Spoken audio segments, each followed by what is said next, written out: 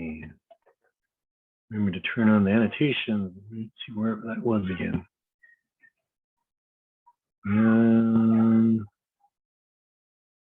Live transcript. I'm not quite sure. Let's see. Is it muffled? Or am I just not speaking very loud?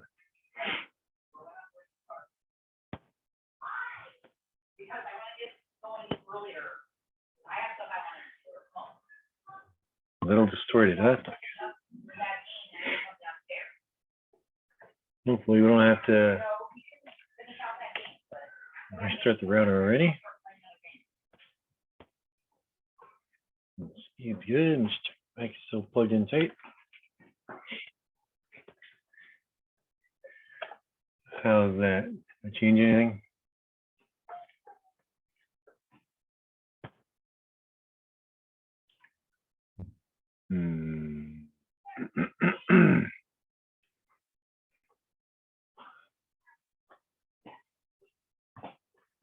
All right, I'll just reconnect to Zoom and see if that does anything.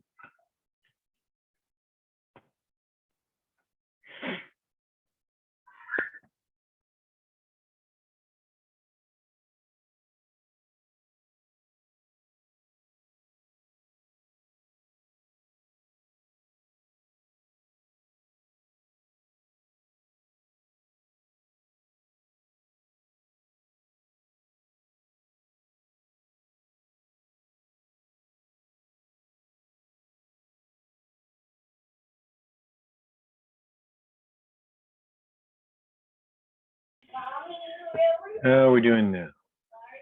Yes, get your shoes on and a jacket.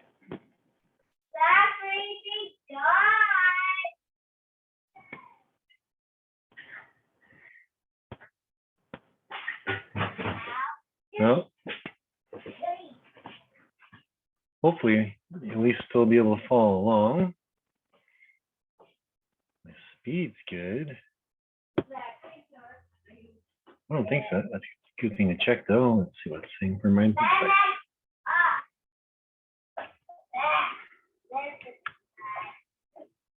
Let's see.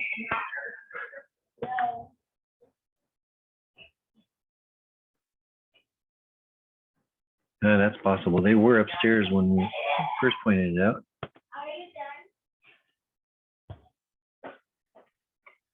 They'll be heading to the park soon, so I guess we can cross-check.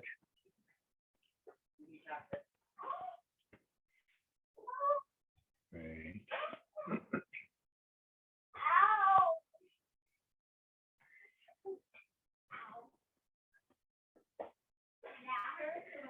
Let's see where we are. Got linear practice test to talk about tonight, and we'll get to questions for test 2 later. And let's talk about program 2 since that's coming up due. Make sure we're all on the same page for this one. So it's a linked list, a single list that we're going to be building here for program 2. The list has 2 data points, 1 data point for name and 1 data point for weight. The next pointer for the node will track weight, and then the second next pointer will track names. So let me try to draw out what I'm talking here.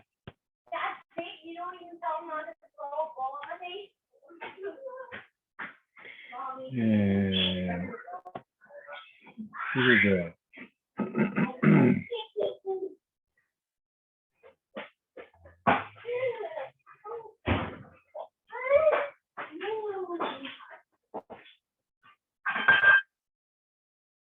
We'll just enable this 0 to the top.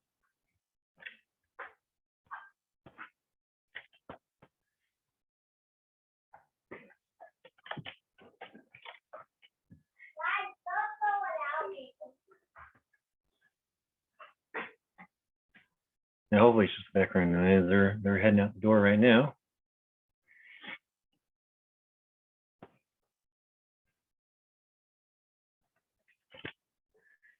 All right, so we've got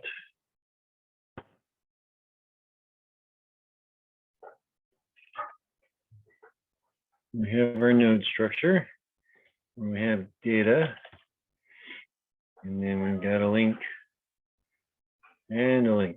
All right, so the node structure is like a linked list or like a tree, however you want to look at that. It just means there's 2 pointers. Whenever a node is created. All right, so if we have Tom at 200 pounds come along, we will have our 2 pointers linking into it. All right, so we're calling them first name, pointer, and first weight, or whatever you want to call it, arbitrary.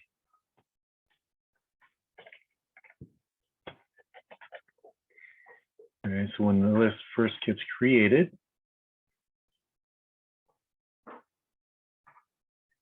both of these pointers are pointing to Tom because he is the entire list. He's the first in alphabetical order, and he's the first in weight order. As new data points come along,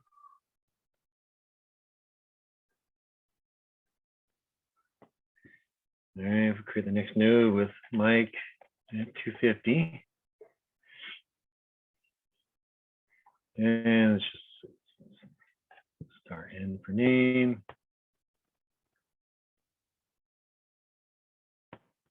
And make it bigger.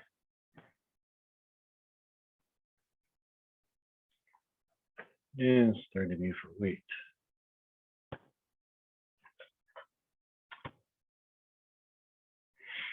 All right, so on the weight order, Mike's at 250. So 250 is greater than 200. So we'll go ahead and link to a single node. 200 to 250. So first weight has Tom at 200 being the first person, and then after that would be Mike at 250. And first name, Mike needs to link over to Tom. And now that Mike is in front of Tom name-wise, this pointer moves over. I didn't attach very well. This pointer moves over to point to Mike. All right, so in building this,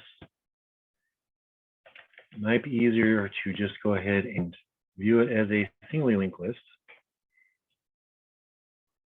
to start, and just link up like you would if it was just singly linked list node with a single data point. All right, so let's do the weights because relational operators work better on the weights. All right, and the first weight points to whoever's first in the list.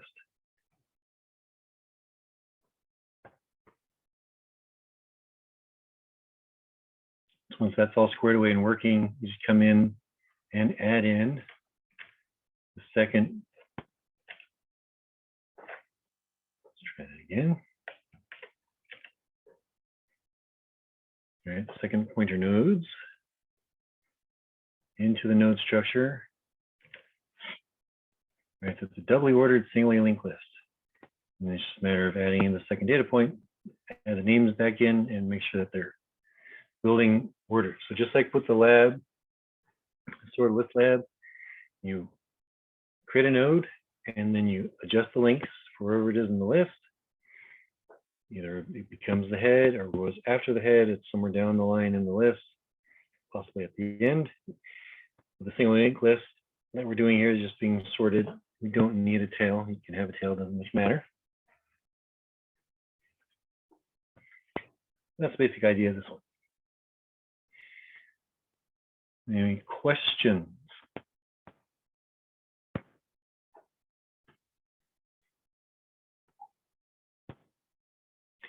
I don't care the format of the output.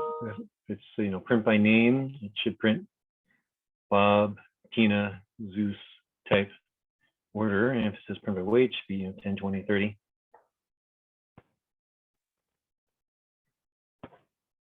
I don't care if it's tabular, all one fat line. If you just want to print just the weights. Key thing is to make sure that if there are 3 people in the list, there are only 3 nodes in the list, with each person having their data in a node. Common mistake here is people create 2 lists, and they just have the name pointers are null for one of the lists and weight pointers are null for the other list. Yeah, it's the same. So you could take your singly linked list lab code, change whatever the int is to a double for the weight, and just have it be weight data, and then expand it to grow for names. Well, the node has 2 links. So double being 2, so there are 2 links in your node structure, your node class.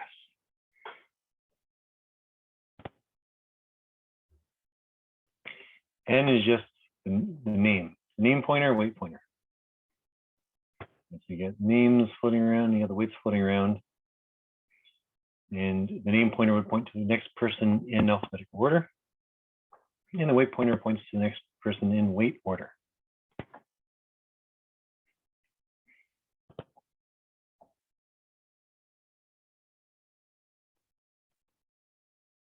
There is no second list. There's just the one list. Right, so at some point, someone points to null, whoever is the last node, right? So the weight pointer for Mike here, this one wouldn't point anywhere. It's null, that's have no arrow coming out of it. And the name point over here in Tom doesn't point anywhere because there's no one after Tom yet. So if I were to add Zeus, create a node for Zeus, and then Tom would point to Zeus, and depending on how heavy Zeus was, Mike might point to him, or Tom might point to him, or Zeus might just point to Tom, and Zeus becomes our first node in weight order.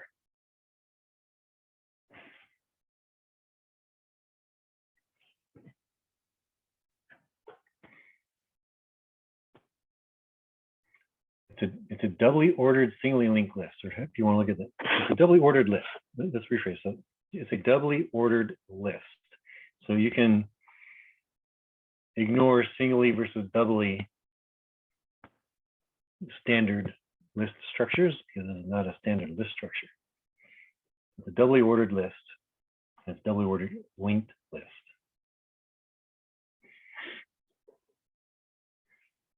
Yeah, if you create, you can have the order go both ascending and descending by maintaining 2 pointers for weight and 2 pointers for name, right? It's just, there's more code. That's perfectly fine. But you do not need to do that.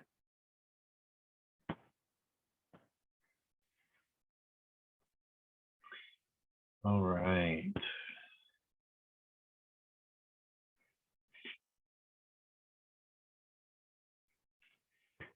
Let's see where we were in trees. Binary search tree. Any questions about last week's lecture for the tree topics?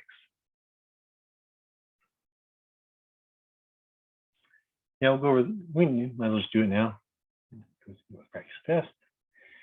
Let's see. I are in reverse Polish. Where is my annotate? So, all right, we're building a stack. So we got 1, 2, 3. After the first addition operator, which we're going to do here now. So it's 2 plus 3 gives us 5. So we'll have 5 here and 1 at the bottom of the stack. After the subtractions, let's get there. So let's get 1, 5, 4. Then we'll subtract. Gives us a 1 and a 1. Top of the stack is a 1. And let's see, 5, 1, 1, 5. Do our multiplication, 1, 5, 6, 2. Do divisions, 5 and 3. Top of the stack will be 3. And then the final answer is the division. We have 2 additions, so we get 8. And then we'll have an 8.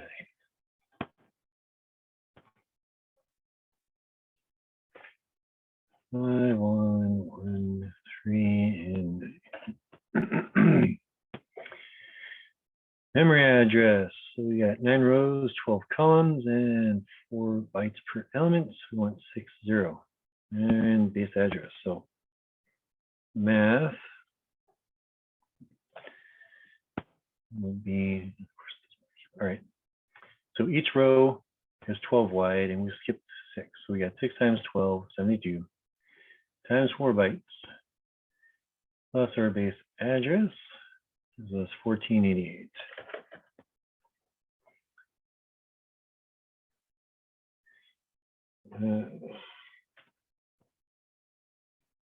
Grab screen grabber for that. I guess we can do a test review. Page.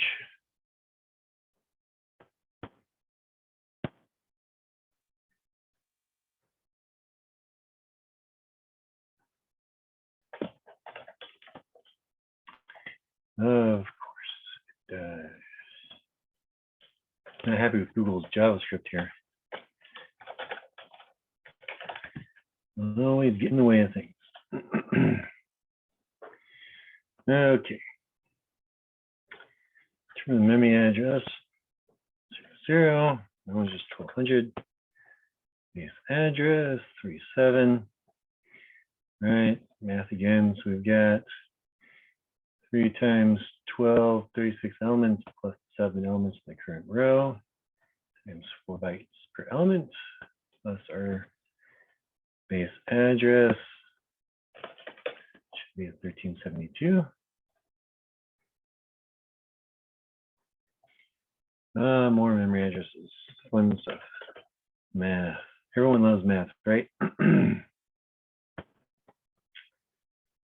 right, which sort is this one? So for loop, position is set to I. Look for somebody smaller and then swap it. So that's selection sort. The recursive call is on line 6. Function calling itself. All right, incorrect state change. So insertion sort. So insertion sort starts with 8 as being our sorted list. We'll grab 5, shift it into position.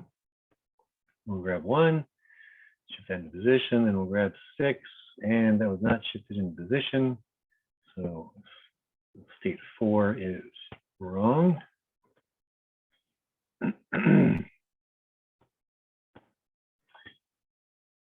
Add the tail. Right, you should remember that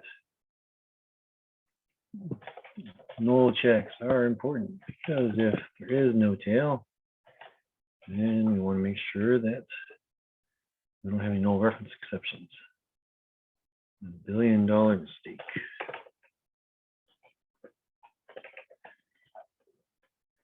And what do we got here? Link star link link. And then L data, or rather L info data. So the tail is null, the head is equal to the tail, which is equal to L. And we're done. Otherwise, tail next is equal to the new node. So previous equal to tail, and tail is now equal to our new node.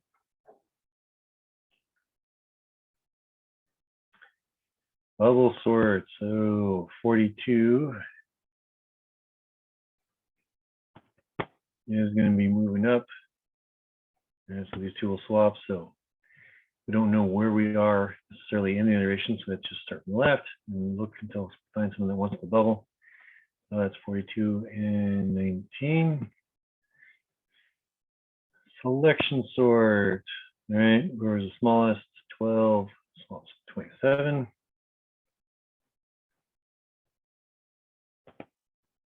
Right, and why is the same question there? Oh, it was an insertion sort. I'm getting ahead of myself. That's why.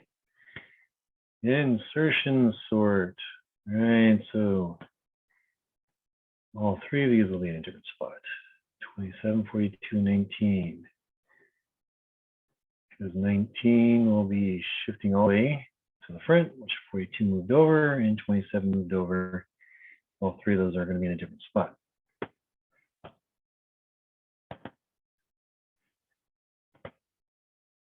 All right, merge sort.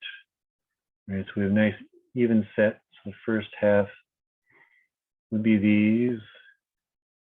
All right, so we're already in progress. So, right, so the first set was these four, and the second set was these two, and then these first two elements as our first two sorted lists. So 57 and 75 become merge list. Right, bolding's pretty light to see here the state change, but in 1935, right, that became a merge list. And then these two merged together, and that merge looks good. Now all of a sudden this set's merged without actually going through all the steps. So that's state 4 again. Any questions so far? Throw them in the chat. Don't need to wait for me to ask. That's one, right? All right, using each of the three methods, which pivots would be used, right? So for number 13, chemist at 5 as well. Oh, good point. I didn't think to go beyond that. Yeah, so yeah, and state 5. Thanks for calling that out. I stopped short. And I need to rephrase the question. That doesn't say which state, not which states. All right, so state 4. So first three states are correct. We merged two one-digit lists, or two one-length lists. We merged two one-length lists. Merged the two two-length lists together, so that's sorted. So next would be,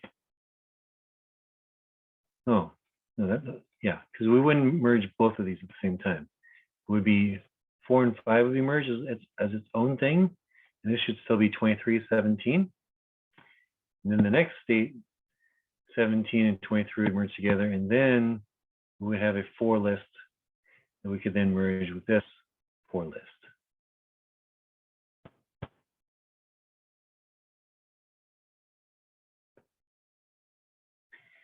Let me make a note, double check. No, very high.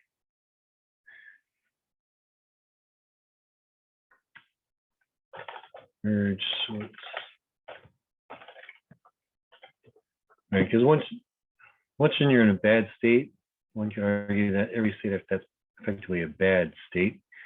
So I want to make sure that what's the first state that this comes out of whack, because it just becomes a little bit tough to track.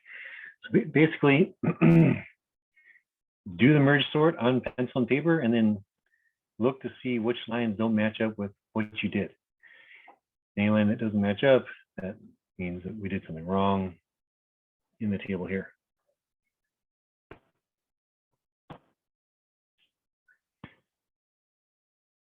Great, so we have 3 ways to select a pivot. The first way is just take the first element, which is 28.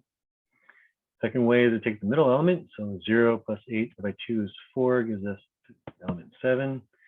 The last one is take the median of 3, so 28, 7, and 22.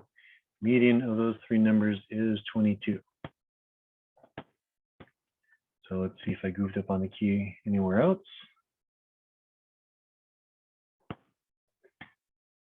Let's see, we got any red? No, because you caught me on that one. All right.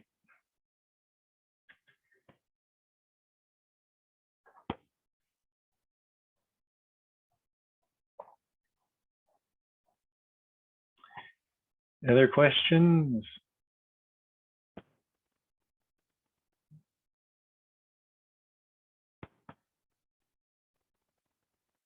Right. Each sort is a call into a function. So our merge sort is recursive. So the merge sort will be working on 2 lists. Once it gets to the merge state, It works on two lists. Yeah, memory location, right? That's just, let me just go straight to the test review, text selection, right? Case address, 1200 plus number of elements allocated times element size. Right, so the one where it wanted 0, 11, 11 times 4 because there's 4 elements. One where it wanted 6, 0. Right, so that's an entire row, just 12 elements. All right, so we have 6 times 12 is 0 for the second dimension, times 4, which was whatever that was. And so on, right? So you're just plugging in numbers from the given. It's how many elements? Because remember, 0, 0 is the first element. It takes 4 bytes. So if you want 0, 1, there's 1 element times 4 bytes plus base address. That's memory address 1204. And then 1208, 1212 keeps on going from there. Yeah, the practice test isn't worth anything.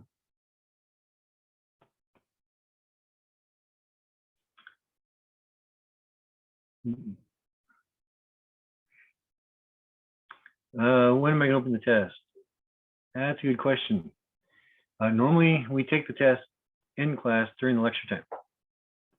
And it's an hour and 5 minutes. First test, for 2 reasons, because it was the first test and because of the holiday and trying to recover some time, I opened it up for the weekend. We'll probably go back to our normal pattern, or the normal pattern of taking the test in class. It's 65 minutes. And we'll go over the test same night, later in the night. So it'll be open during lecture time next week.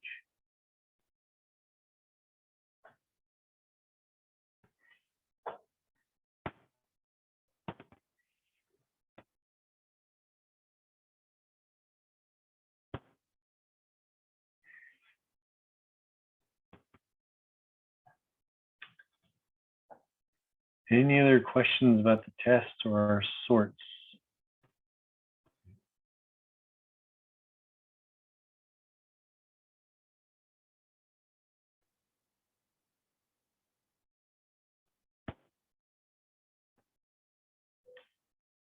Thanks to work. So this seemed to be like a pretty complete practice test. Are there any other major things that we should watch out for? Should have you covered pretty well.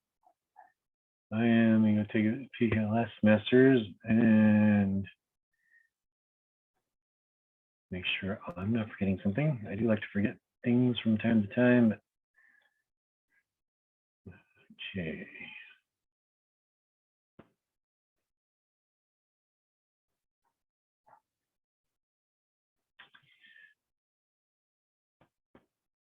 Waiting for Canvas.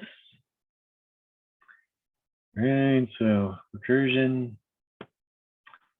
reverse polish, quick sort, selection sort, right, those sorts. All right, make sure you know how the algorithms work, the big O's. Didn't bother asking any big O's on the practice test.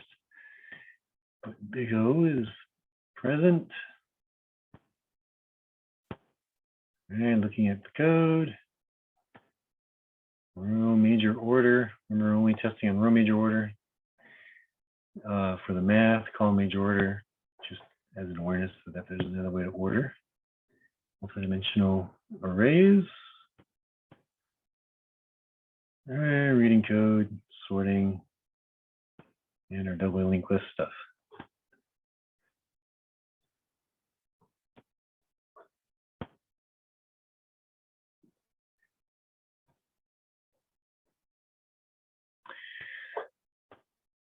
Okay, swing back to trees.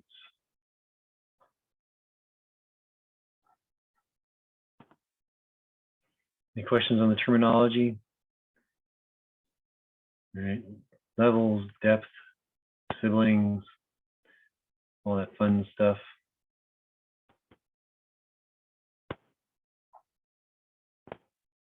No, no trees on exam 2. Exam 3 is trees. Remember for our whiteboards, that's what the first part of the numbering system is. That's the section/test area. Right, section 1 was test 1, section 2 is test 2. And section 3 will be test 3, and then once we move on to graphs, that'll be section 4. Sorry, what does the linear in the test name mean? Oh, because it's still all linear stuff. All linear structures, sorts are in arrays. The linked list is still linear. So just the linear area of this course material. Whereas trees is where we're starting to get into non-linear, because the tree has branches. So it's not a straight line starting at some point, going to another point. It's a point that branches away. Thanks.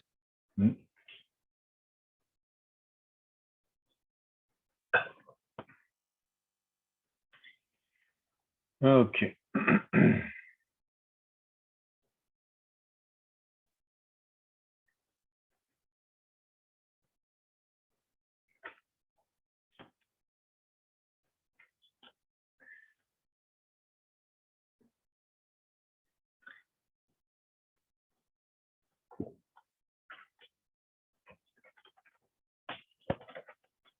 Next tree structure is called the heap.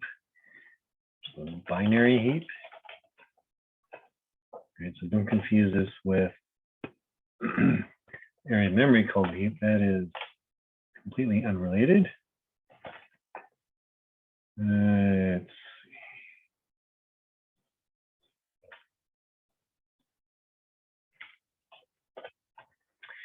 All right, so the heap is a binary tree. It's an array-based binary tree. Tree builds in a manner as perfect or balanced as possible by filling the array from left to right. The ordering mechanic is from parent to child. Right, so there are two flavors, min heap and max heap. Min heap ordering is such. Smallest value is in the root. Child values would be the same or greater.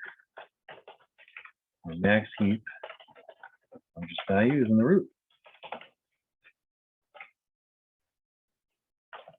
Child values would be the same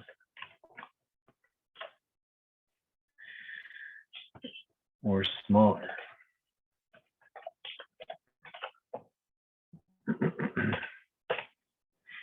Right, so those are the two properties or characteristics. Characteristics of this structure. Shape property and heap property. The shape is the binary tree rules. The binary tree rules, and the heap is the data order. So building a heap, we'll start at the root. Let me rephrase. Start at the count of elements more values and try to add a new value at that point. This parent node has a value that is not adhering to the heap property, and the new value moves up the tree.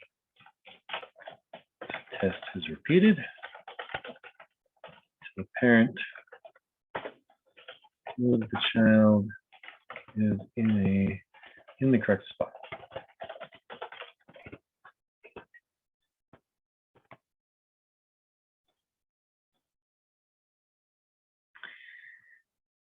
Okay, so our data that we'll add, and this will just be for a min heap.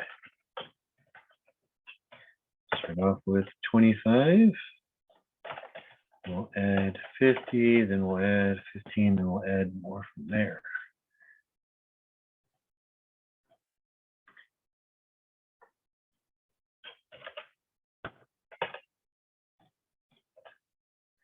All right, so the heap is initially empty, so 25 comes along, and we'll add it to the tree. Next up, 50 comes along. It's going to look at its parent. Parent says, I'm smaller than you or equal to, so you're good where you are in the tree. Next 15 comes along. And it is not in good relationship with its parent. What's going to happen is 25 will make way to 15, and 25 goes down to where 15 was. And so after the insert, the root of this tree contains a value that's lower than its children. And the same is true for the root of the subtrees. 50 has no children, so it's good to go. 25 has no children, so it's also good to go. Let's go ahead and add 43 next. And we add color here to indicate that these two are out of position. So as we fill this tree, keep filling level by level. So we fill the first level, we fill the second level, and go ahead and fill the third level. 43 comes in. Second.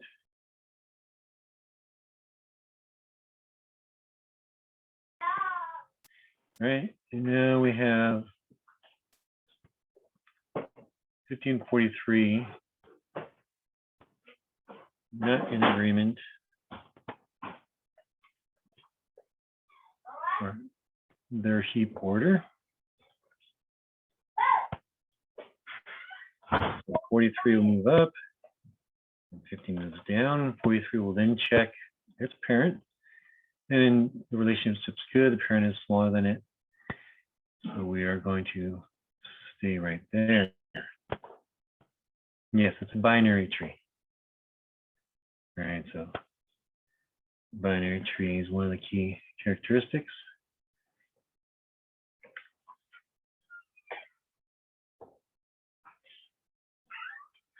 All right, let's keep adding some more data here. I'll add 10. 10 will be the smallest value in this tree after we add it. It's going to involve several nodes having to move or have their values move, that is.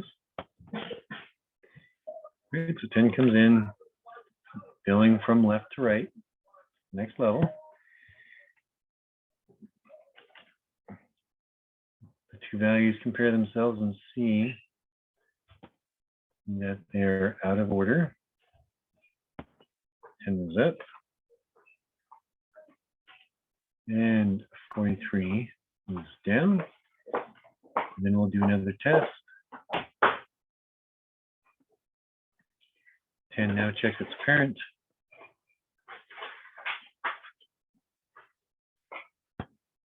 And sees that they're out of position. So 15 will slide down and 10 moves up.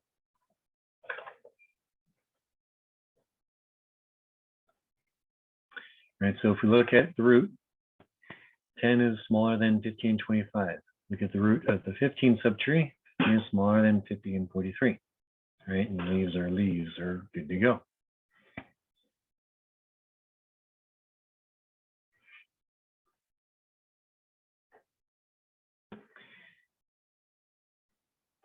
All right, so now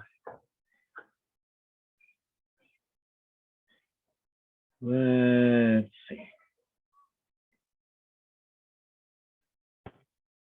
Let's fill in some array states here. All right, so yes, the question is how do you know where to put the values? And this is why this is an array-based, one of the reasons why this is an array-based tree. So let's go ahead and get a table going here. Index, and we'll have our data. And do our various states as column or rows down. All right, so first state, 25 is the root.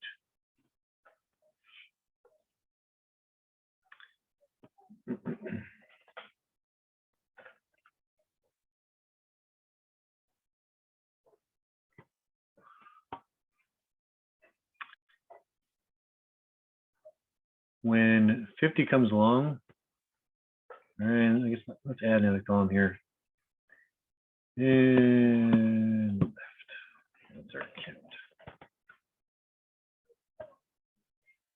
Right, count of values in the tree. Right, it was 0 to start. You might as well go row left.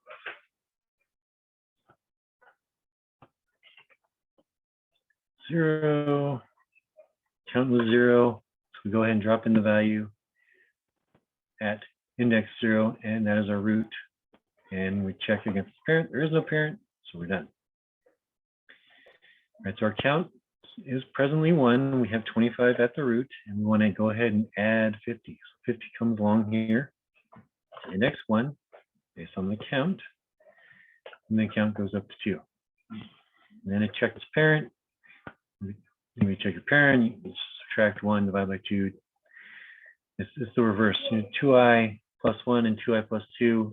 We're reversing the math to calculate who our parent is, which is one of the advantages of an array-based list, is we can actually figure out who our parent is.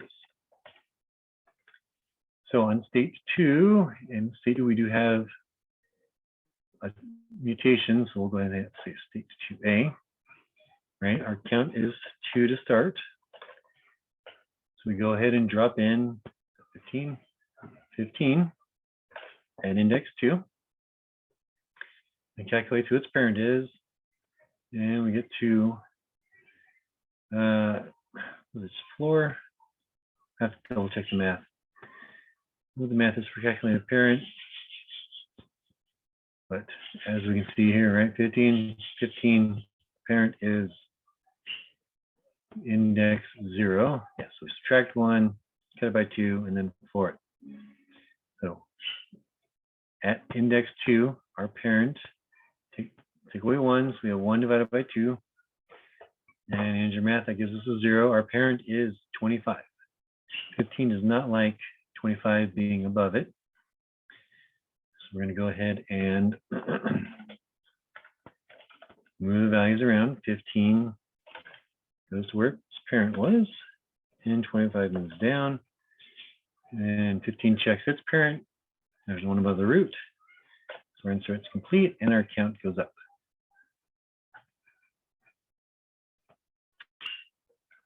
This 3a, because we do have 43 not being happy with its parent, so 3 minus 1 is 2, 2 divided by 2 is 1, its parent is 50. And just like we have in our diagram picture. 43 does not like 50 as its parent, so we're going to go ahead and exchange values there. And 43 checks its parent, which is 15. It's happy being below 15, so our count goes up to 4.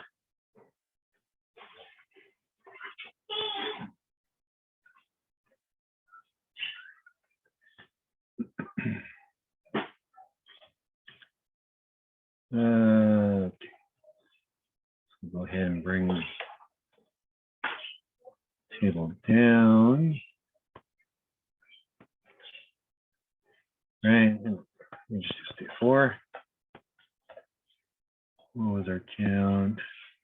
Yes, our count was 4 beforehand. I like what we're going to stay through. Continue the chart.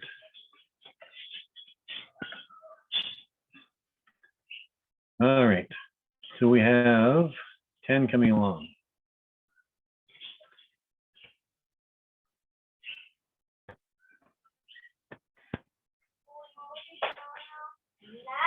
Where does 10 go? 10 goes where the count is. Stay at 4A, count is 4, we drop 10 here. And so all of our existing values are where they are. Look at our parent. 3 divided by 2 is going to give us a 1, right? 10, parent is 43. Add in next one. And we don't like that, so 10 and 43 will swap. And looks at its parent. Sees 15 there, so let's go ahead and swap. And there is no one above the root. So we're good to go. Right, so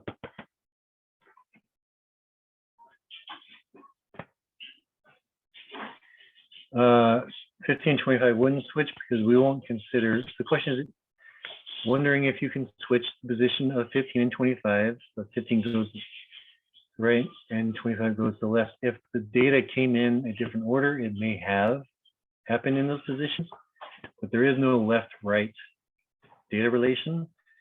So having, like we have here, we have a lesser value 15 on the left and a greater value 25 on the right is arbitrary, just like we have a greater value 50 on the left and a lesser value on the right, 43. So we won't consider siblings when we're building the tree at all. All we care about is what's my value that I'm being added and who's my parent and is that in the proper order. If it is, we can stop right there. It's entirely possible an add is in constant time. Otherwise, we check our parent and we keep checking our parent and we keep checking our parent. So our big O notation. Right, so looking at the tree growth pattern and how the tree looks as we're growing. And let's do a drawing. The very first, let me just build the whole tree up.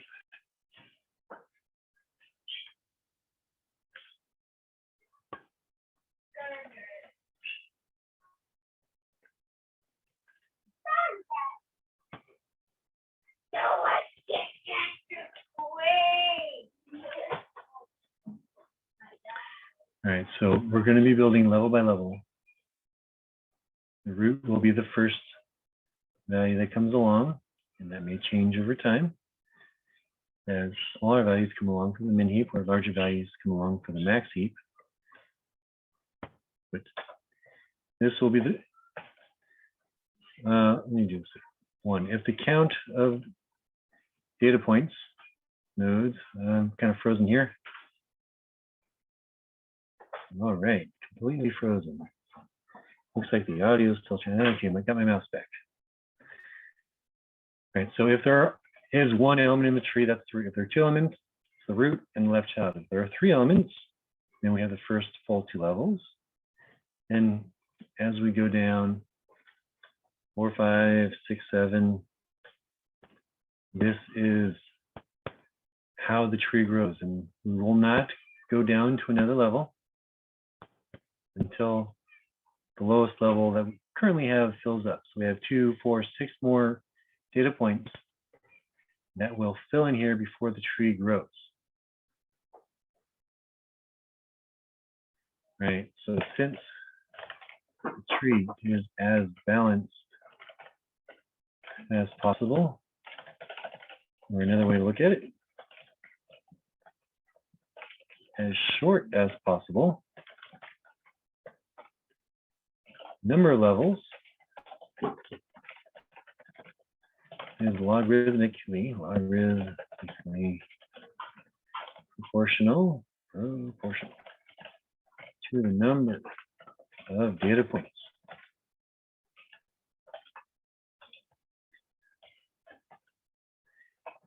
So inserting big O is big O of log n. At most, we have to move a new value from the lowest level to the root, which is log n levels away.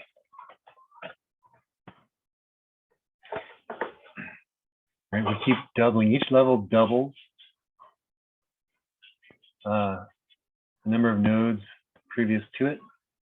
Right, 1 to 2, with 3 total in the tree, and then we add 4, so now we have 7, and then we add 8, we go to 15. Right, so we're literally doubling the capacity of the tree every time the level number of levels increases.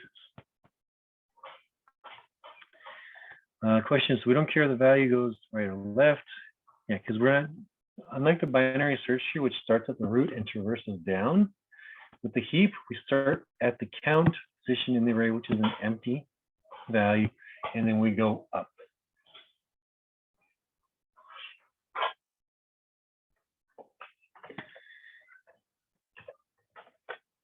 Best case insertion is big O 1.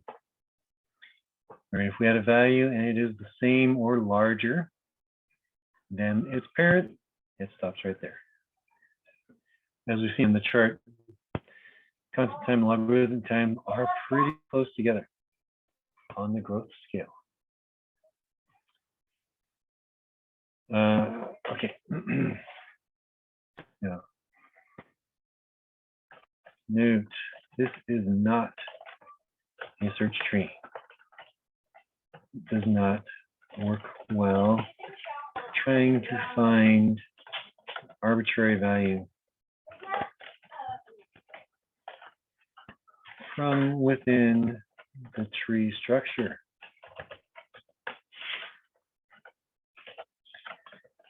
Since there is no left to right relation, if we wanted to pull out specific value or all occurrences, that specific value, you have to do a traversal, which is big O n. All right, so exactly getting there. So why the heap? It's useful for prioritization. Prioritization. All right, so that's a possible implementation of a priority queue. So we'll do a priority queue as a separate whiteboard. I have to do, yes, traversal, which. All right, so next value that we want to process can be made immediately available.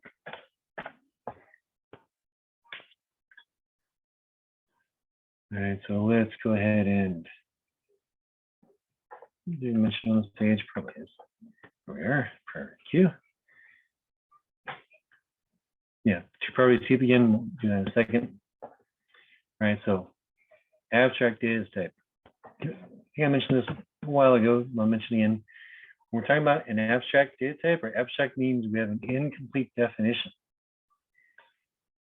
So when an abstract data type does not go into implementation. It doesn't say how we're going to make the data structure get its job done. We're just going to specify how the data structure works. Right, so there's several ways we can implement the priority queue. So let me get that slide started, and then I'll go back to the heap and shift properties. So your question.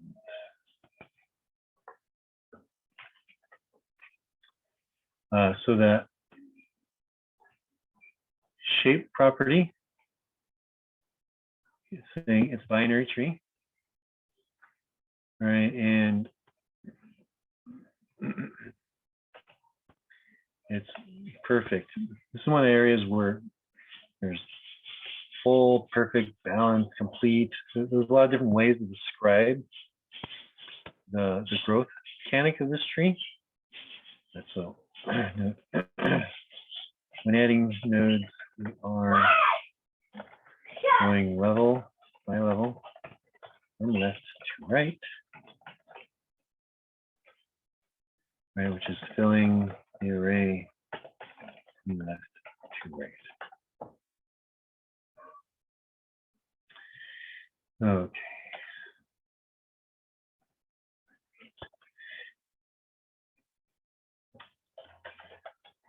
Priority queue. All right, so the idea of a priority queue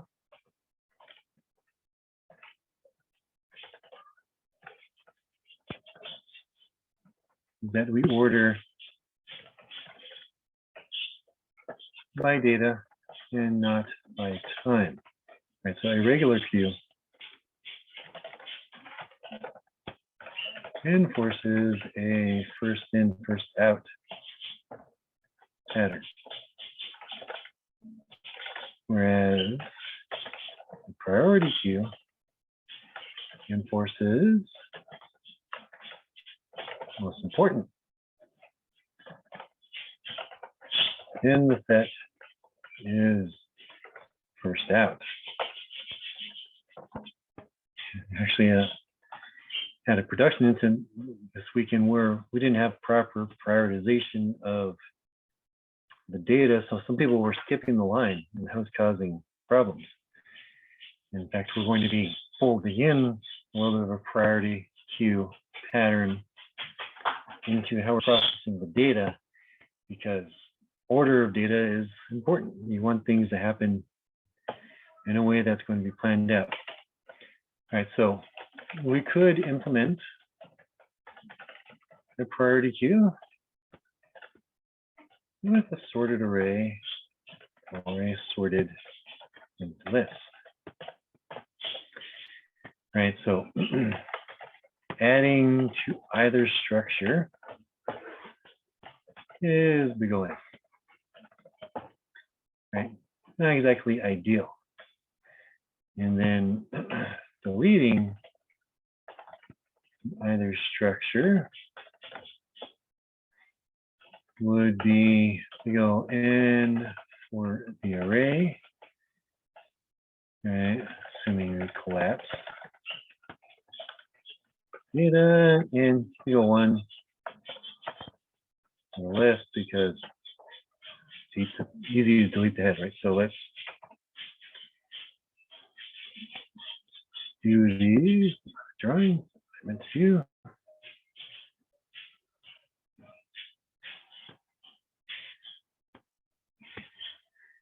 All right, so let's say our data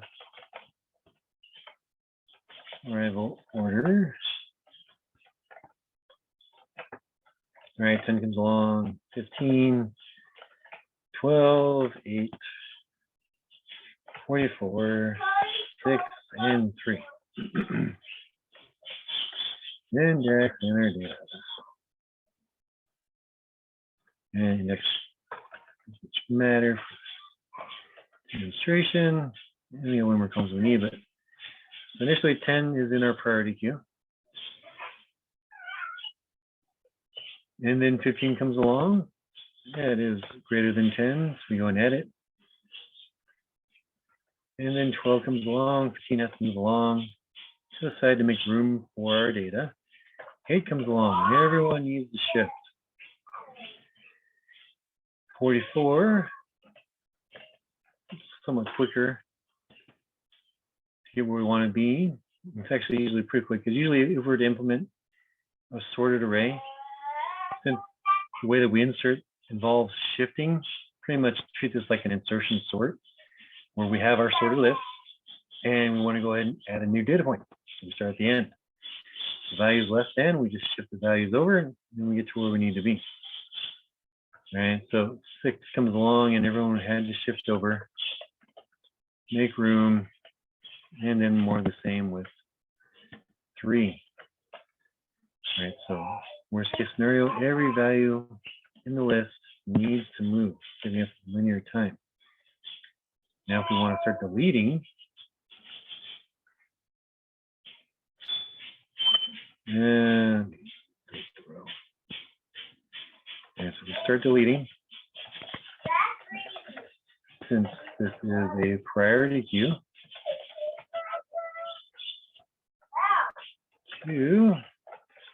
we'll delete first I. They are the highest priority. I lost the value. Oh, thank you.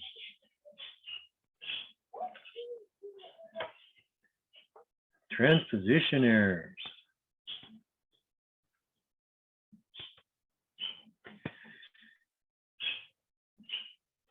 And I put S here. Oh, keep that data. Thank you for pointing that out. All right, so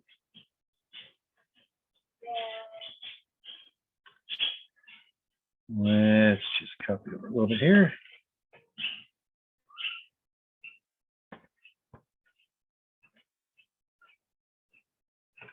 All right, so we'll delete, go to S7, and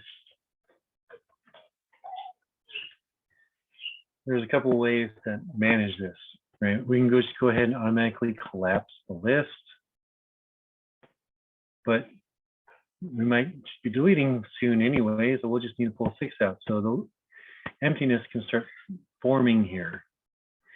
So what happens when we do our next insert,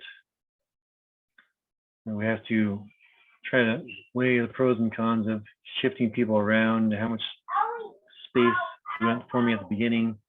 Do we want it to be a circular array like we have with our queue or regular queue?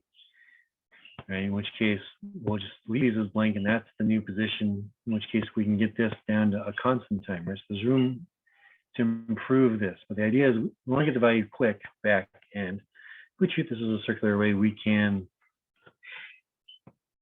optimize what we have to do. Right, so sometimes having empty space at the beginning isn't necessarily empty space at the beginning, because we can consider now 8 is the beginning. So we'll just have to track it with an additional variable, just like we did with our array-based queue. All right, so let's shrink this down to constant time so we can optimize that constant time to delete. So linear to add and constant time to delete. We can do the same thing list-based, or link-based, I should say.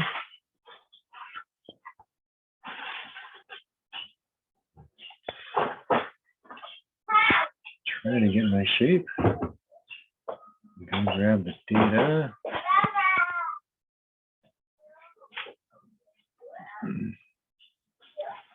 Probably have the same, almost the same order.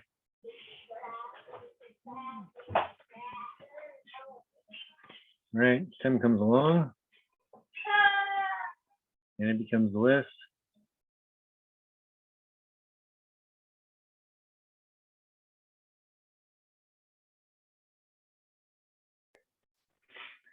All right, and 15 comes along.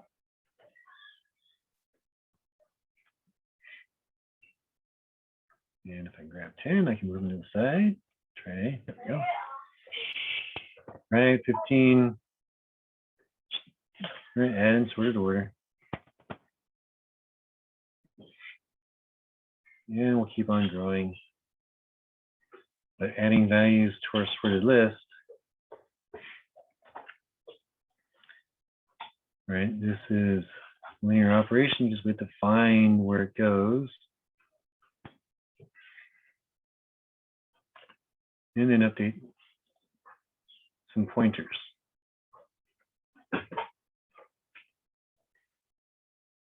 And we'll continue to grow, right? 8. Be a little bit faster since it's at the beginning of the list.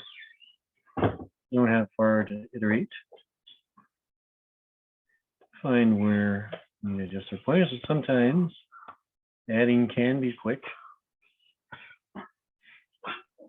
And they're just going to be data dependent.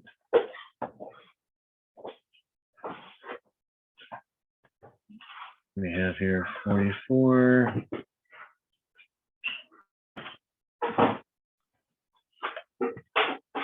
Right, sometimes people will implement a check to see if the data is already ordered, in which case we have a quick check to see if it goes at the end. So that may have been quick as well, but if the data is random, then adding at the ends tend to be less likely.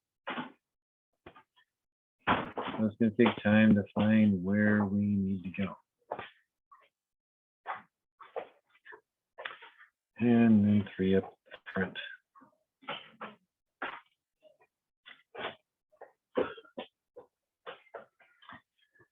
Right, deleting constant time. That's nice and small. See, is a question. If adding values to a priority queue, because adding values to a sorted array or a sorted list is big O then. Adding values to a priority queue that's implemented as a binary heap will be log n. Right, so one can always provide a poor implementation of an abstract data structure. Right, we actually have big O in here. Let's see. And okay, so there's a lot of different ways. Right, so log time should be our most expensive operation for anything. I assume it's binary heap. Yep, binary heap. All right, so insert should be log n. You can see it. If there are different implementations, you do have different O notations. Okay, so the abstract data type simply specifies you should get this. For our sort of linear ones, it's pretty much one golden O notation for any given operation because it's linear. There's only so many ways you can go about a linear problem. But when you can start folding in nonlinear solutions, the complexity and the cost of one versus the cost of the other, you can start getting some just. Not necessarily, because you can see here, insert for many of these implementations is a theta 1, whereas binary is a big O1, or in leftist is a theta log n. That's just what binary heap is a big O log n, and leftist is a theta log n. And don't ask me what several of these are because I don't know. 2, 3 heap we'll talk about later. Right, Fibonacci you can do as a tree.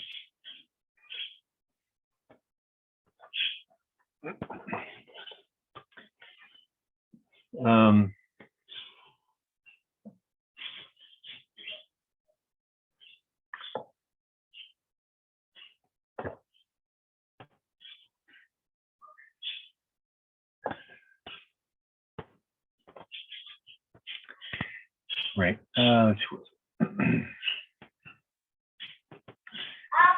Alrighty, yeah. So, right, deleting. Take 3 out. This is the head. Head equals head next. done. Right, so do it from the list. Also quick, the adding part that gets expensive. All right, so now we're doing it as a binary heap. And adding is big O. Again, and deleting. Also, big O. Big O, and so let's actually talk about deleting. So deleting You don't want the voltage to come back in there, okay? from the heap, Oh, okay. right? The only known data position is the root. We're always going to delete the value from root. This is the purpose of the structure. Deleting any other value, purpose of the hits. And words falling apart here. So doing any other value from heap is big O. And because we have to first find it. And there could be more than one. As duplicate values are perfectly fine for this structure. There's no degradation like we have the binary search tree. All right, so deleting create a hole at the root, since we'll be decreasing size of the tree, right? The number of values in it.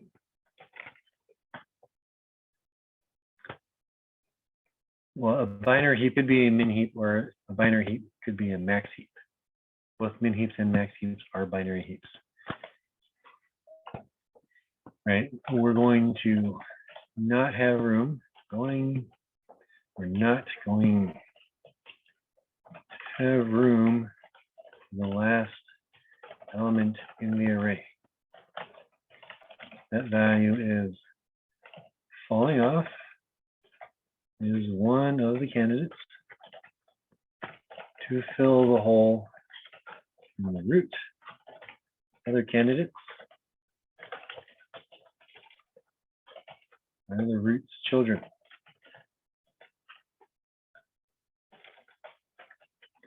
Right, so for a min heap, we want the smallest of those three options. That value will be promoted to the root in the hole, moves down to the child if we pulled the child. And we'll repeat the process until we find a home, the last element that is falling off. Oh, that's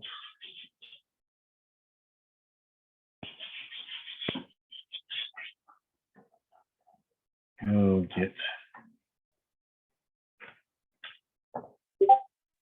my heap. All right, so this is heap, as it were. We'll start over state one, and we're going to delete.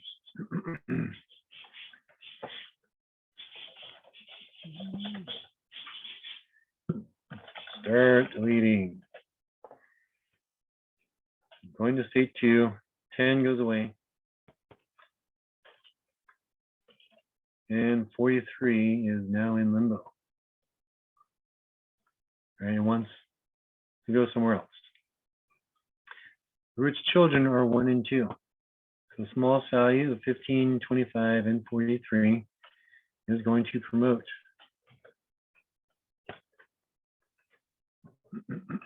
Into the roots, that's 15, so we created a hole. where 15 was, and we have 43. All right, so 15 is at index 1. So 2 times I plus 1, 50, and 2 times I plus 2, 43. So the children are 50 and 43. And then 43 is the value that's falling off. So the smallest of these two values, since there are only 2 to choose from, gets promoted up.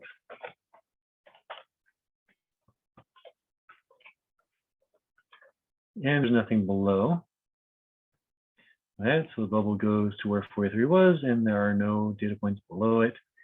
And additionally, 43, the value that fell off the tree, has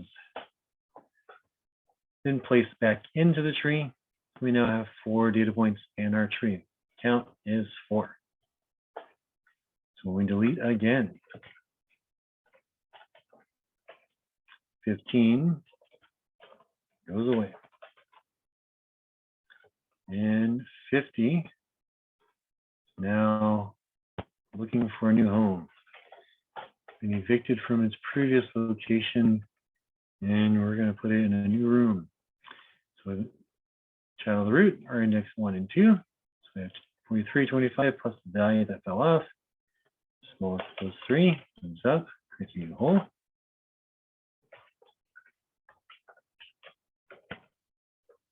All right, so our hole is at index 2 now. Index 2 has no children, right?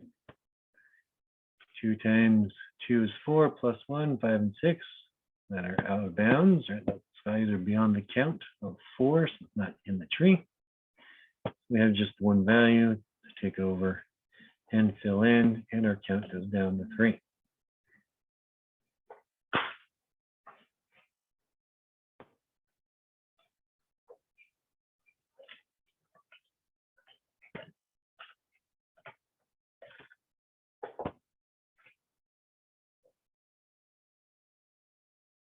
This makes sense. And we'll do the same thing again as a visual representation of the tree. You already have visual representation, so let's grab it. There you are.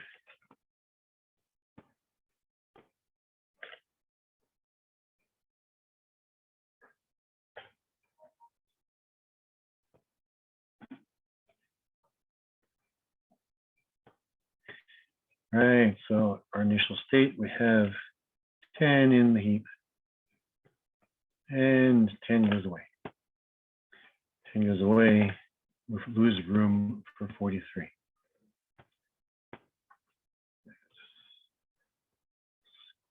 It.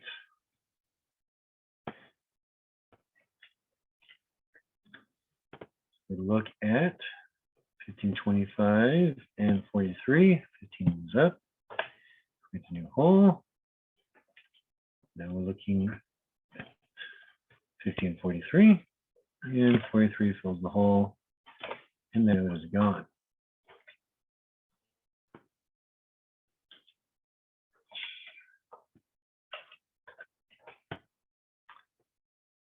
And we can go and keep on deleting whoever's in the root. Is the one to go away.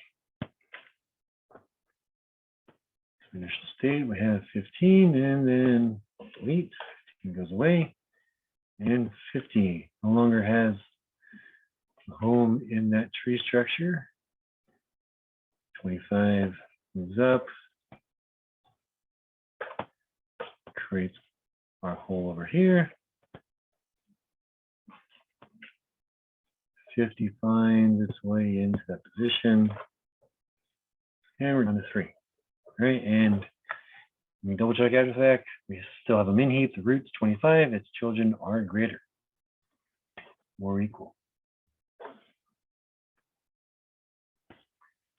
All right, we can go ahead and keep on deleting from this. Might as well. That is what a heap sort is, after all.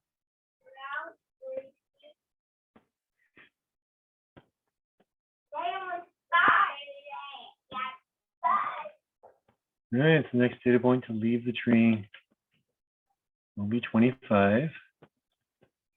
25 goes away, 43 takes its place, 50 moves over into the new hole.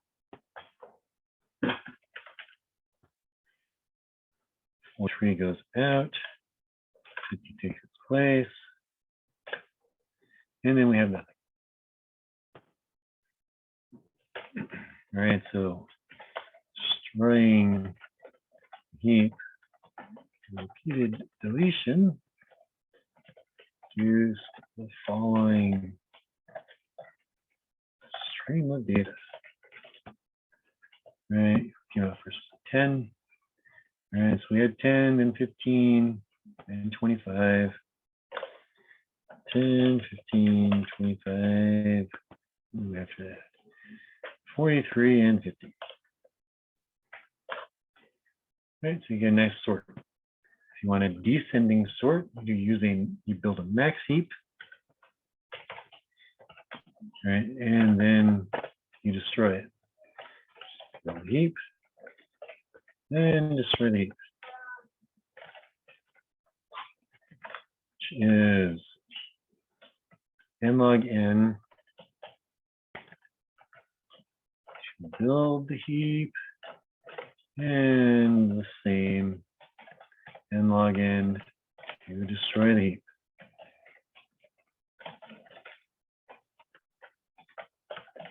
So a decent notation, but you still use it.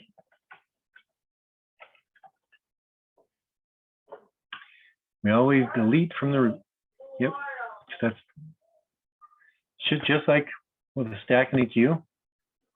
Pop has a predefined location of where we're pulling from the stack, and dequeue has a predefined location for where we dequeue. With the heap, removal has a predefined location. Adding has a predefined starting location for where we're trying to add the data, but then the heapifying step comes next to make sure that the data ordering is proper.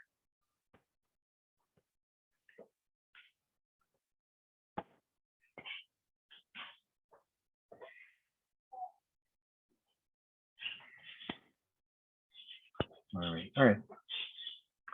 Any other questions at the moment?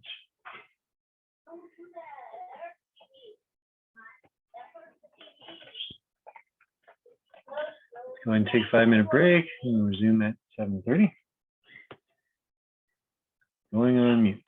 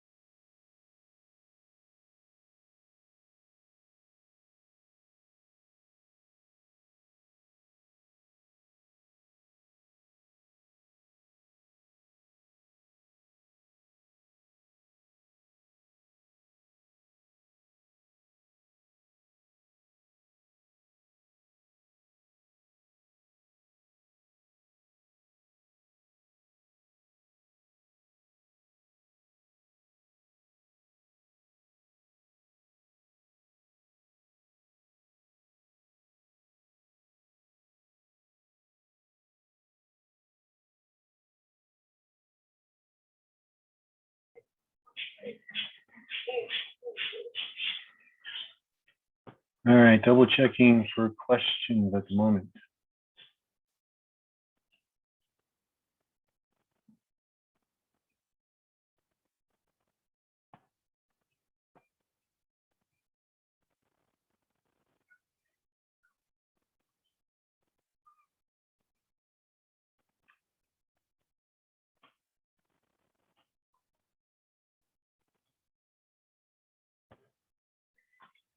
Our next tree data structure is called the B tree.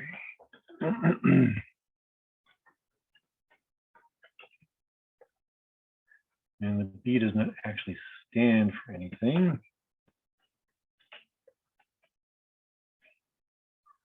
It's just what it's called. It is a, see here, self-balancing tree structure. Right, so self-balancing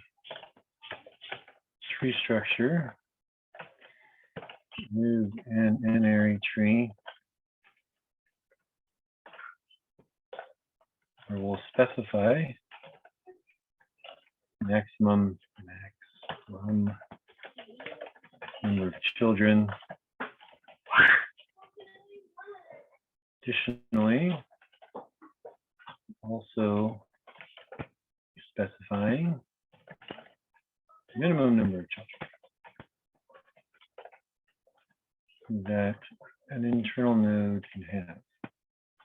That an internal node can have. Question A.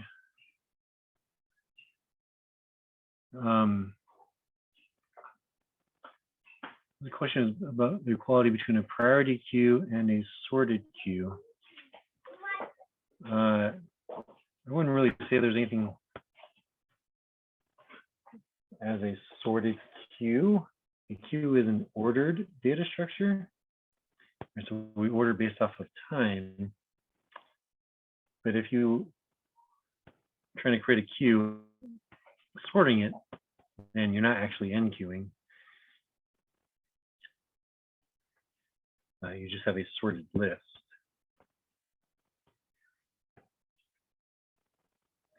All right, so a priority queue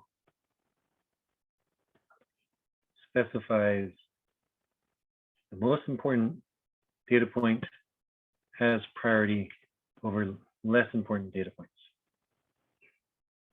It doesn't say what the underlying data structure implementation is going to be, right? Because the priority queue is an abstract data type saying, this is operations, this is how things should work. So I give you a set of data, 10, 9, 2, 4, and 3, and I ask you for one of those data points back, you should give me the 2, because it's got the highest priority, assuming lower numbers are higher priority. Whether you implement that as a sorted array, a sorted list, as a heap, or one of the many other pages the Wikipedia page mentions out, the abstract data type does not care. It just cares that you're giving the data back to it in the proper order. Yeah, a priority queue, if you were to build it and then destroy it, you would have sorted order.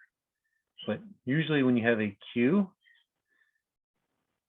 there's going to be data points that will be added and removed on an ongoing basis. So it won't typically be in order, because if we add 5, 10, 15, and then we take 10 out, or take 5 out rather, and then 2 comes along, right? And then we take 2 out, the order in which we process the data was 5, 2, because 2 wasn't an option at that point in time. Right? So time is still a factor if it's a living structure where operations are coming and going. But if it's a build it up once and then destroy it, yes, any priority queue would be a way to sort data.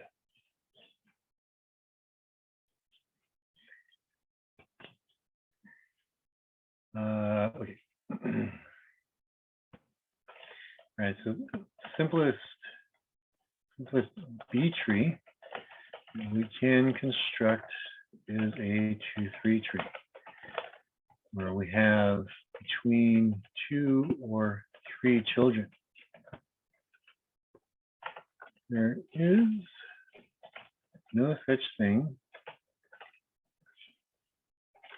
a node with a single child.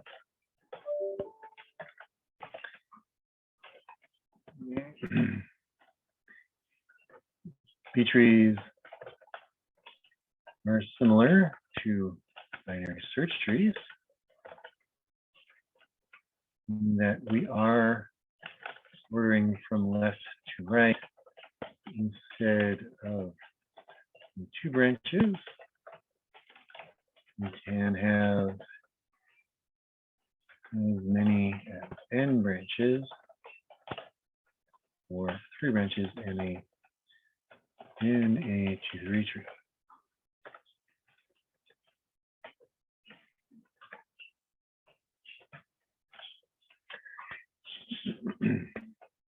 Okay, so node structure.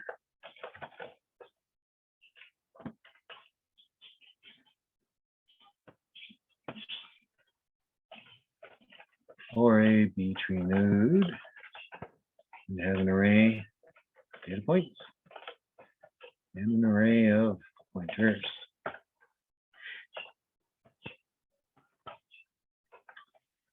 Right, the array of pointers could be one larger.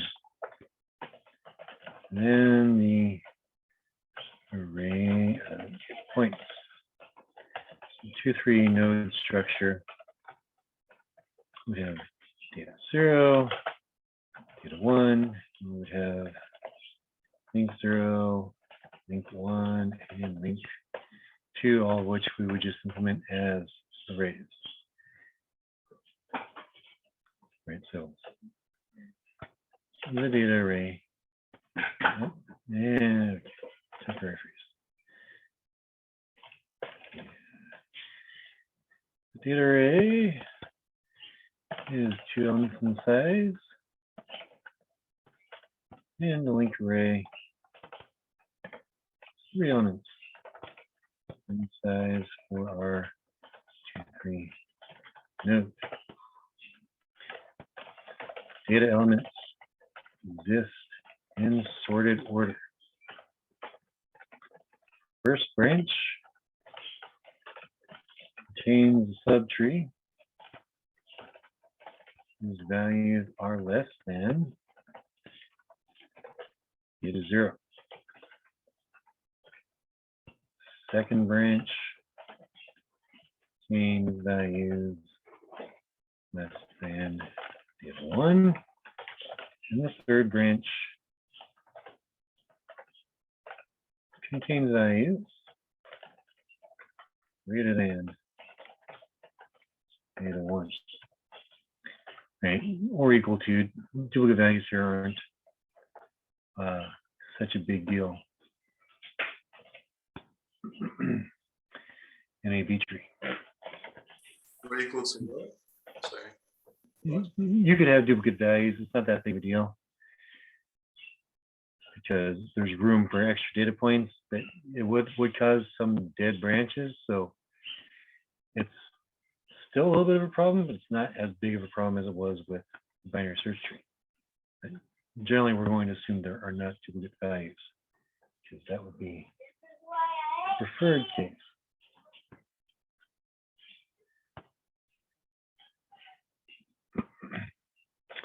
All right, so building our 2-3 tree. We're going to start at the root and traverse down a branch, looking for a leaf. Once we add a leaf, add the new data to the node in sorted order. Isn't room for the new data.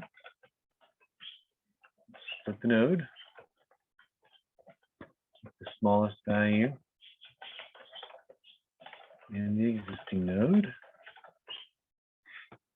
promote median value.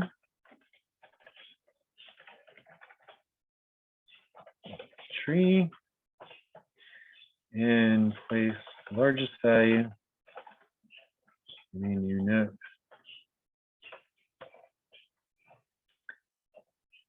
If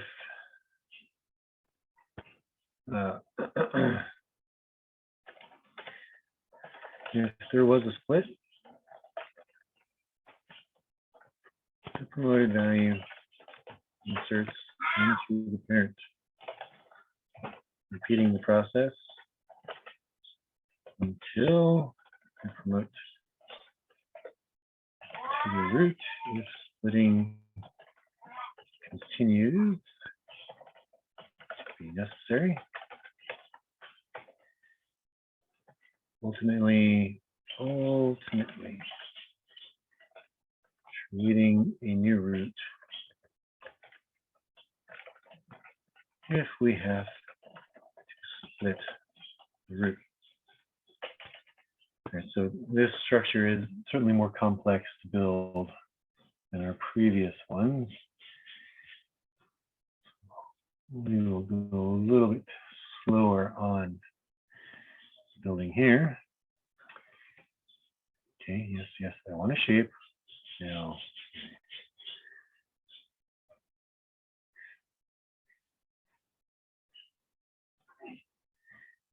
if what is going on?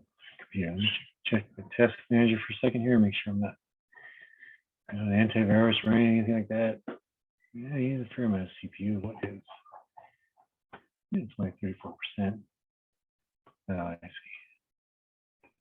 Let's kill that to have a program in the background that I don't need right now. Might help things. Just waiting for it to die. Task manager's sleeping on me. Okay.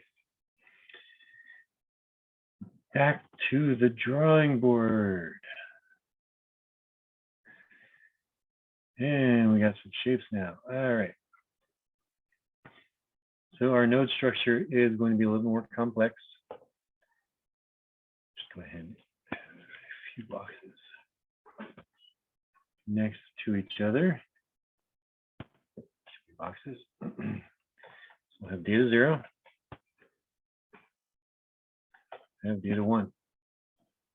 And the 3 bars are our links.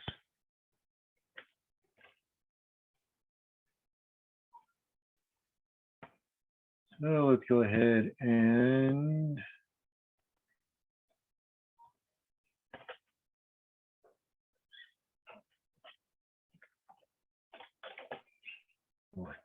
come in, build up, whatever, 50, 40, 60, 30, 21, 45, and we'll add more as we need. So our first data point is 50, and that's our root. Come along and add 40. So start the root. The root is a leaf. So we know, and we know that the root is a leaf because the very first link is null. So testing to see if we are a leaf node and a B tree is very easy because we just test the first link. If the first link is null, then we are a leaf. With a binary search tree, testing a node to see if it's a leaf is more complex because you might have a left branch, you might have a right branch, or you might have both branches. Testing a binary search tree to see if you're a leaf means testing both the left and right to see that they are null, in which case that is a leaf node. So we're inserting 40, we found a leaf, and we insert in sorted order. So 50 will move to the right,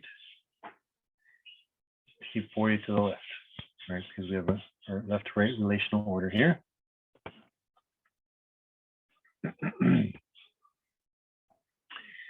60 is going to come along, and we don't have room for 60.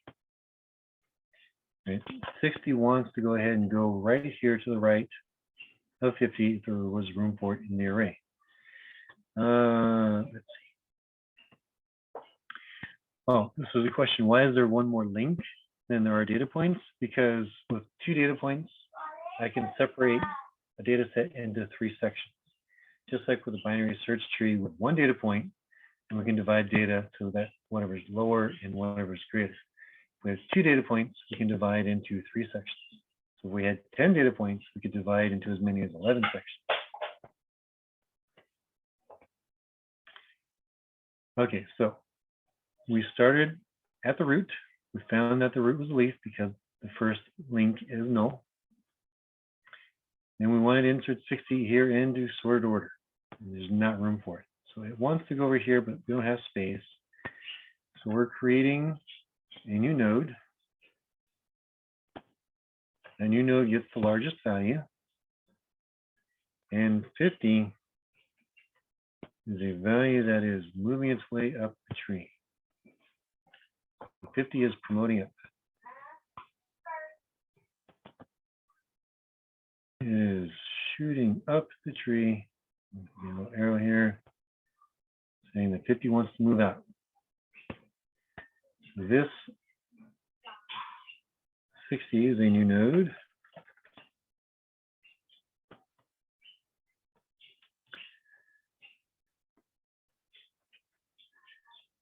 Forty is the already existing node.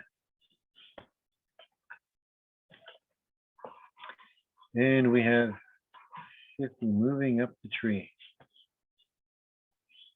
Since there is not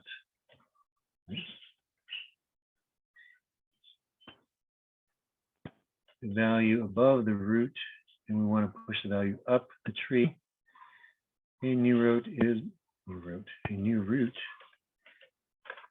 being created, and the value that was promoted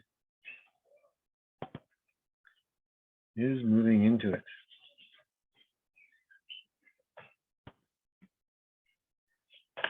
Right, so now we have new root.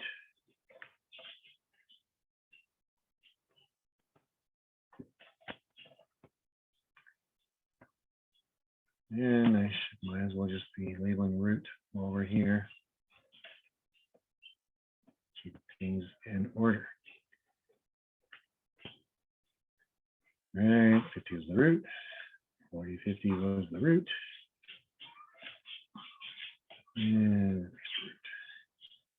All right, so 40, 50 as it was before is the old root. It wasn't too many. All right, so we still have our old root here. So what we're going to do is start linking things in here. All right, so we are creating an internal node, which is this new root, which has 50. We have a single data point, so we can only divide into 2 sections. All the values that are left as 50 will be in its left subtree, and all the values that are greater than 50 will be in its right subtree. Go ahead and link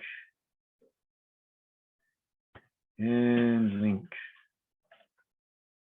our 2 subtrees.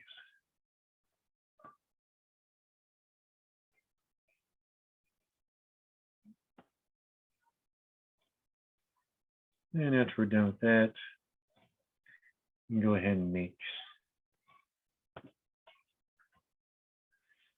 the new root the actual root.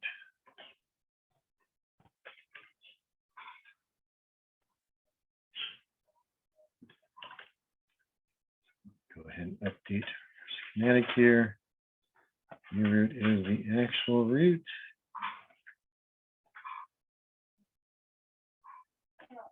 And the existing stuff is no longer relevant. Here we have our 2, 3 tree. So next up we have 30. We'll start at the root.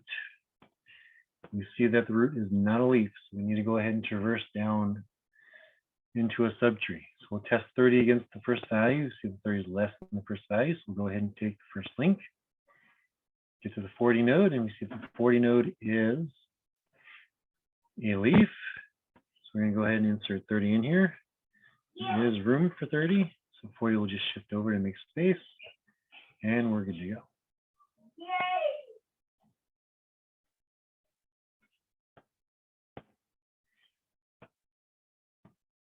Right, so next up, we have 21.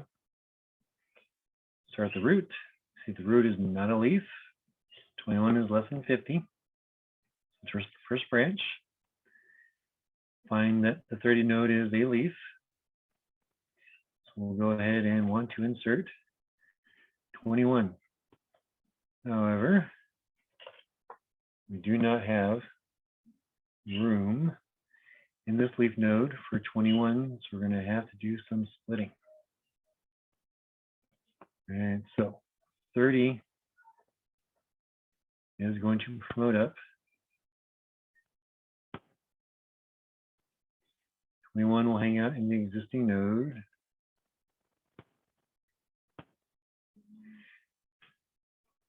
This is our existing node. And we have 30 floating its way back up.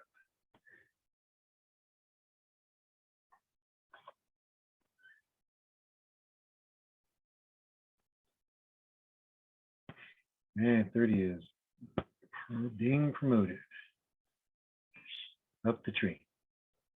Right, so we have this intermediate state. We have a new node here.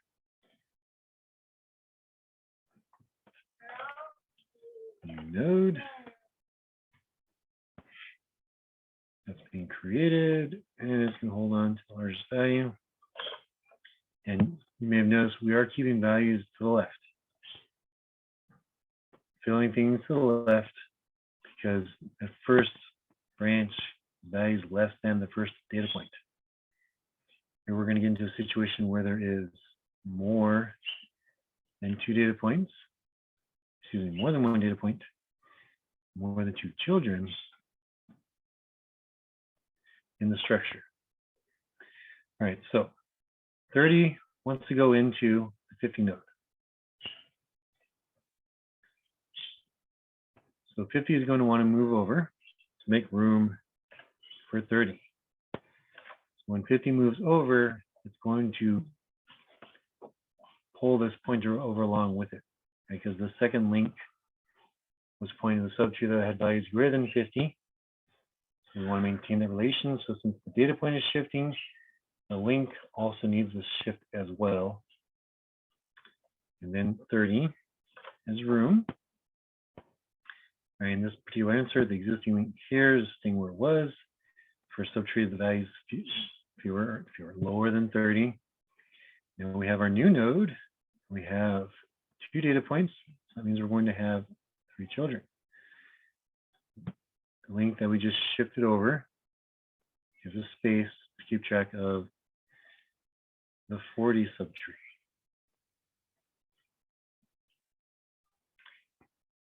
Right, so for an internal node, the internal node, like we have over here, has 1 data point. It means we can split the subtrees into 2 sections. There's 1 data point, everything that's lower than, everything that's greater than.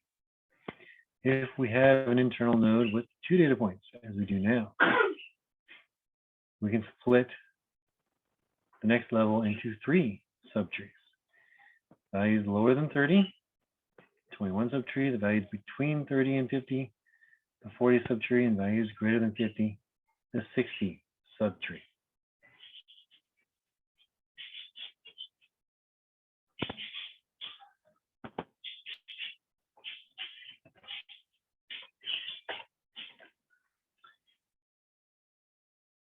Okay.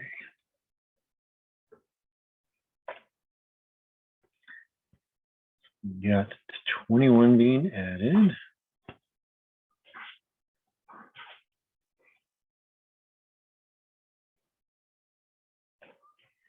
Now we can go and add 45. 45, we start at the root. The root is not a leaf. Test 45 versus 30. 45 is not less than 30. So we'll look at the next data point. 45 is less than 50. Go ahead and traverse down. Second branch, get to the 40 node. 40 node is a leaf because the first pointer is null. We'll go ahead and insert 45. This time we didn't have to shift anyone around. Yeah, it just goes as it is. And let's see. Let's add Oh, we promoted already. Yeah, so we got a smaller, we promoted the middle values, and promoting itself. So we'll add 42. 42. Box.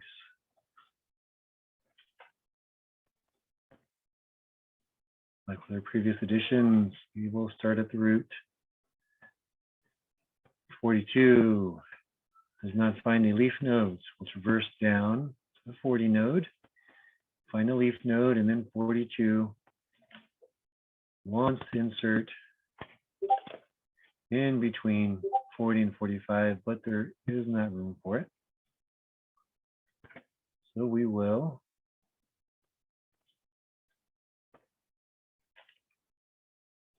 have to split that node and promote. And too much going on here. So let's get another drawing.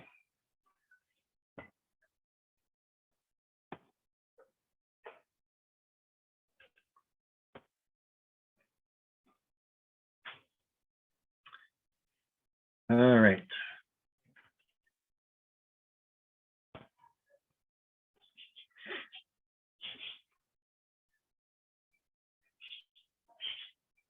Get everyone to move over a little bit cleanly here or not. Real estate getting pretty tight. All right, so we have a new node being created. Oops. A little anxious. Copy paste. Largest value goes into the new node. We have 42 working its way up the tree. And 40 staying in our existing node.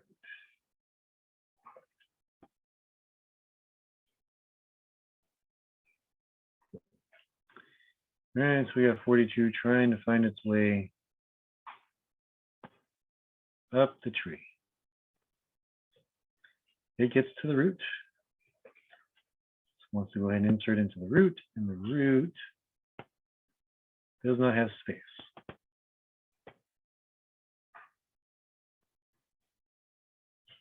So it's going to have to split, just like we split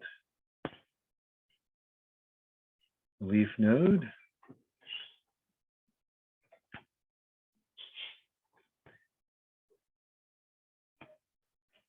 A new node will be created.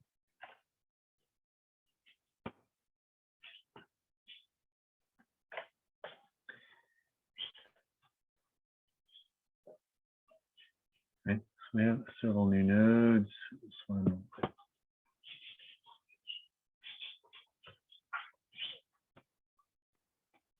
is new. And this one will also be new. All right, so 50 is moving over.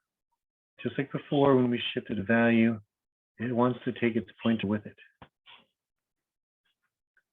Right, so extra 16 here. Get you on top.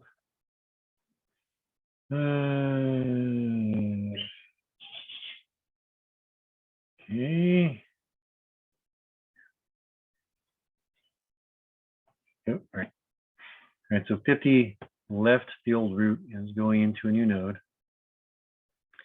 Right, 42 was the middle value, so it continues along its journey. Going up. Before we get to that step, we have a new node down here that we need to take care of. Right, so these 2 pointers are persisting, right? 31st pointer points to the 21 subtree, that still holds. Second pointer points to the 40 subtree, that still holds. These links are still good. When I create this node here with a single data point means it wants 2 children. And the second child is my text box. The way for a minute here will be to this newly created.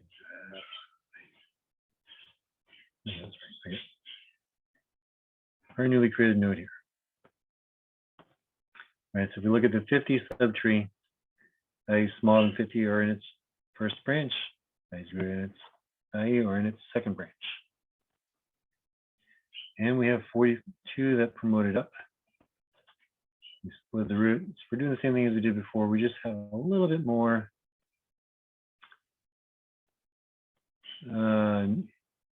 data to keep track of with all the various nodes that are floating around.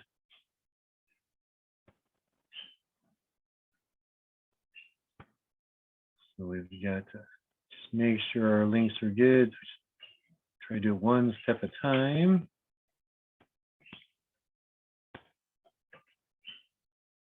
To track as we're doing things. All right, see if I can grab the right boxes. Make this better. All right, so when 42 becomes a new root, we will go ahead and have it link to the existing root and our newly created node.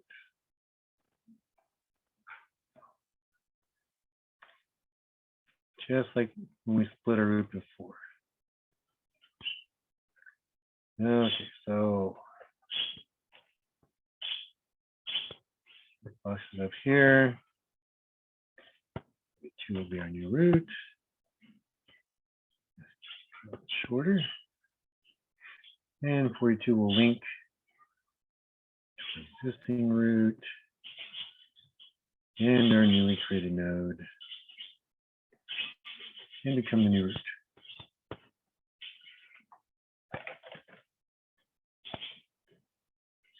Copy all this into a new drawing. Clean up the labels.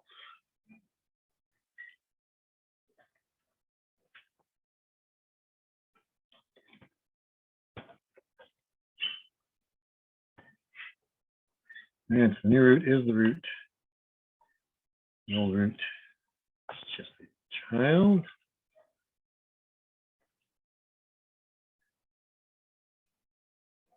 And these are just links as we go through. All right, so at the root level, single data point, dividing the subtree that has values less than 42 down the first branch, and the values greater than 42 down the second branch, and there is no third branch at the moment from the root because there's only one data point. Going down, first branch, root of the 30 tree, we have the values less than 30 on the left, or on the first branch, and values greater than 30 on the second branch. And same story over 50. First branch, less than 50.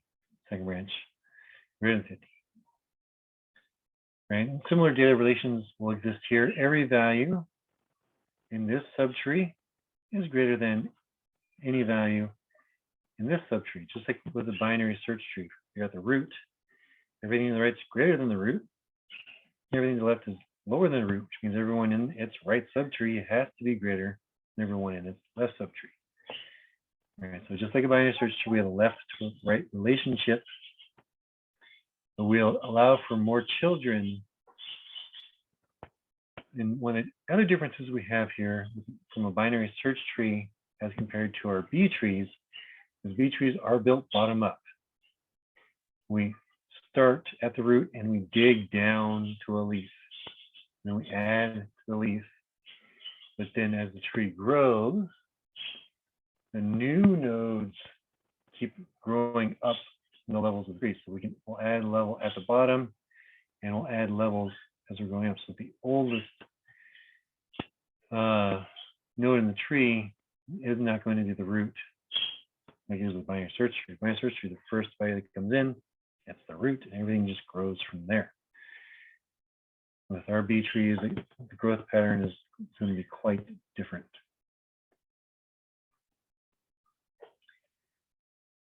Now,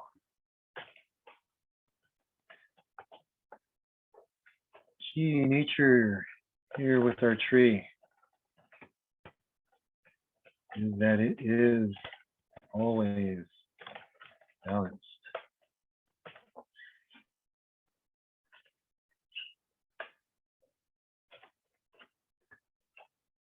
being balanced. That means operations will tend towards the logarithmic side. All right, so adding a new data point to a tree, and then we big O log n. Right, because we start at the root, then we traverse a branch down to the leaf, and then potentially traverse up the same branch if splitting was necessary.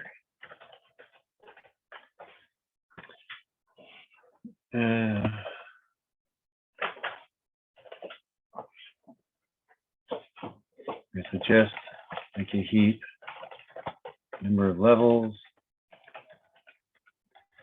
is logarithmically proportional to the number of data points. Or nodes, same difference since we have multiple data points per node. And the base log would be 3, let's say 2, 3, as we have a 1, 3, 9, 27, 81 nodes per level growth pattern. And twice that for data points.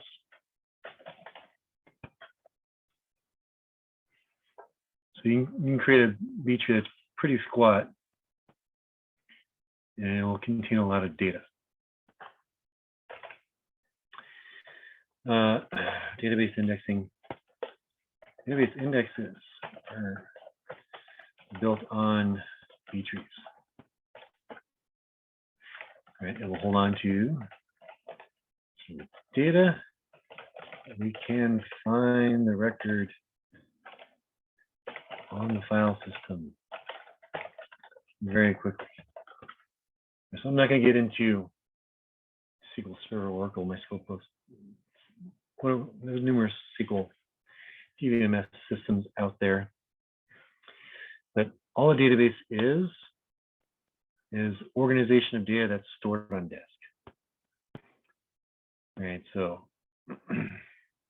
the idea of being able to have that data organized with a structure, database structure, with schema and all that fun stuff, is to improve performance. Right, so say we have 1 million records, okay, average or small, table or large, depending on your perspective. All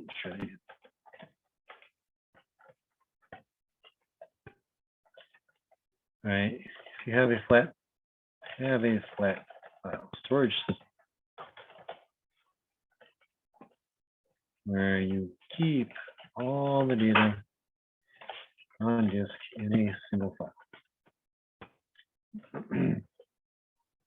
Best case scenario, you have that data sorted, which would be a little bit rough, trying to maintain a file, a sorted file with 1 million records, and you can do a binary search on that file to look for your record. Right, 1 million records, 1,000 bytes per record, so you got a 1 gigabyte file on your disk. Open up in random access mode and seek to byte 500 million. Find the record markers, figure out what record you're on, or do if you have a fixed file structure, you do the math and you go to the middle record. Now you know where to do your next file seek. So you seek to record to at 250K, right? Binary search. It's an array. The array happens to be on disk. So you can use a binary search. Everyone kind of with me there in a binary search? where you're searching a sorted data file.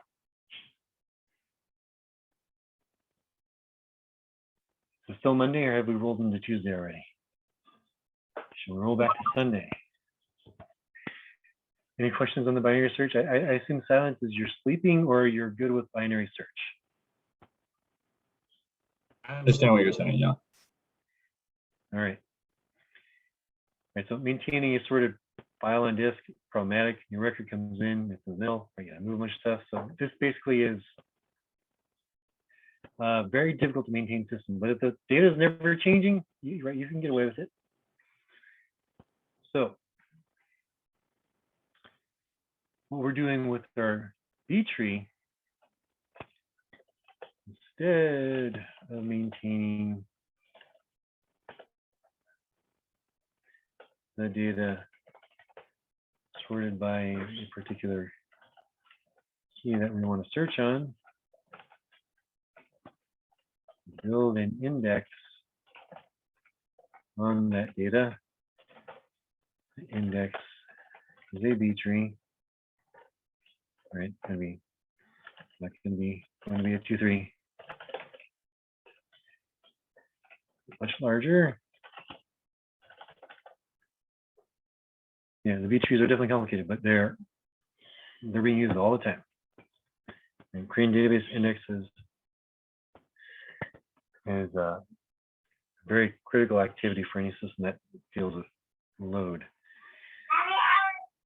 Right, so if we do transaction processing, we have millions of transactions a day in any given data center coming into it, and a transaction that's coming in is trying to avoid a transaction that you ran a few hours ago, and instead of buying, sorry, 1 second.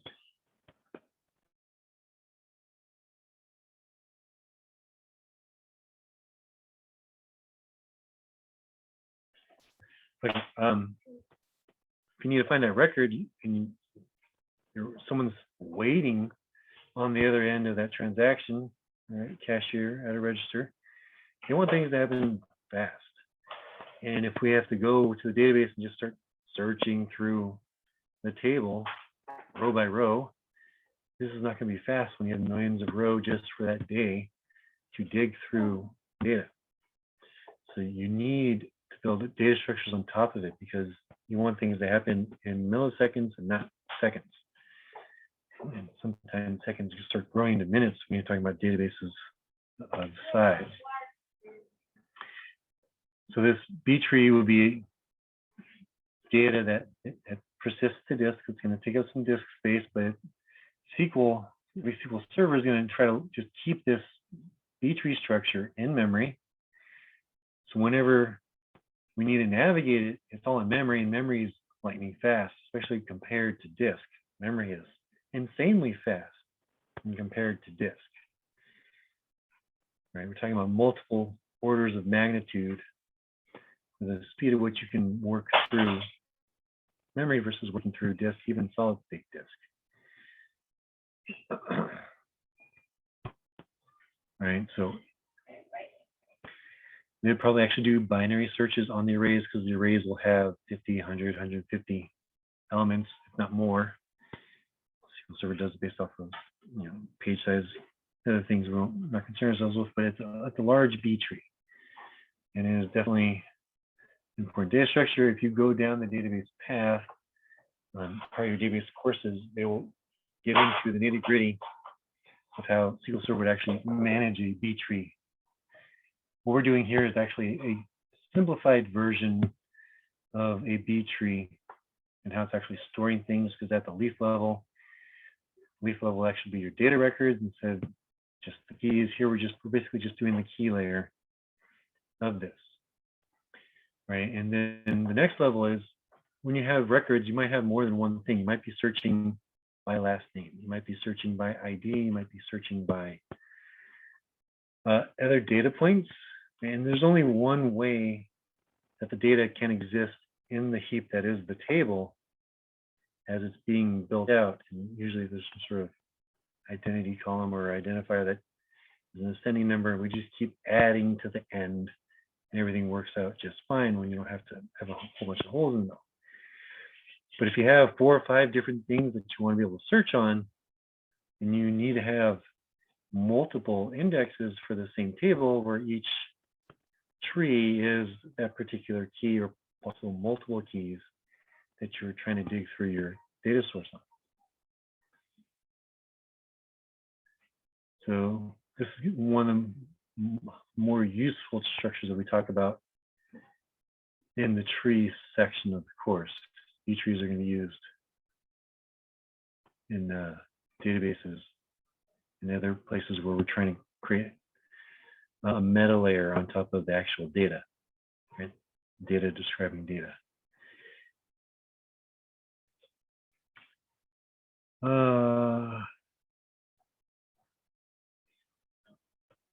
We're not going to get into deleting for 2, 3 trees because that's even more complex than building them. But with B trees with size, what you can do when you're deleting is you can borrow from neighbors and just do a little bit of shifting, try to move data around and keep the existing node structure and only split as needed. SQL will do the same thing. It'll try to avoid splitting by just shuffling values around, try to keep the structure from changing. That's the advanced layer B-tree stuff. We're gonna stay short of that as well. You'll get a deep dive on that if you go to the database path. Maybe advanced data structures will get in there. I don't think so. It's deep enough for this. Searching is just like adding. You start at the root and you just traverse down a branch. Just test search key against the key values inside the node that you're at, and choose a branch to go down until you find who you're looking for.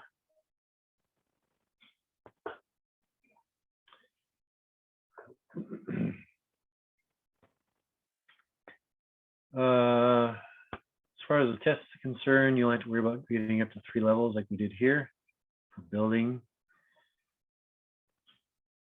out the tree. It's definitely be a linked based structure. We'll be linking things just like, right, go back to our node structure. It's pointers, pointer based for the structure and array based for the data inside the nodes.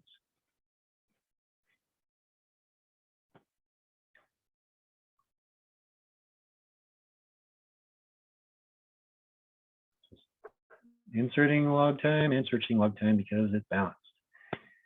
You remember which trees are balanced structures, you'll have that log time. So let's do a quick poll. Let's see.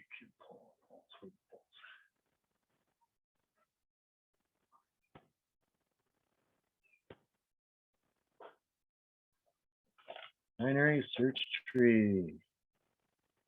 Choice 1, balanced, and choice 2, not balanced.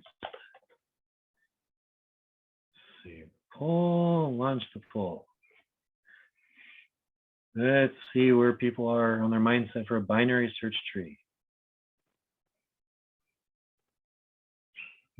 I'll let people push each other around. Fine, don't assume other people's answers are better than your own.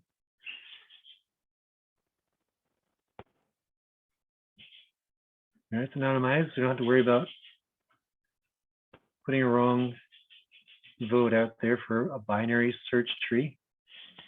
Or I should say tree. Kind of forgot the word tree in there, but we're in the tree context. Let me give you a hint. We're leaning in the wrong direction at the moment.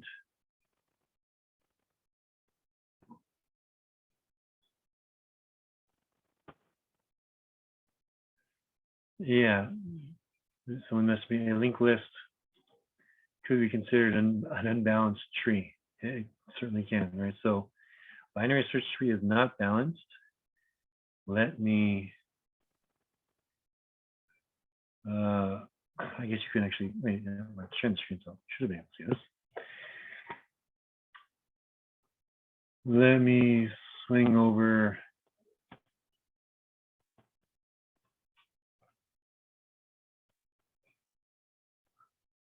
A new doc 3.7. Balanced versus unbalanced.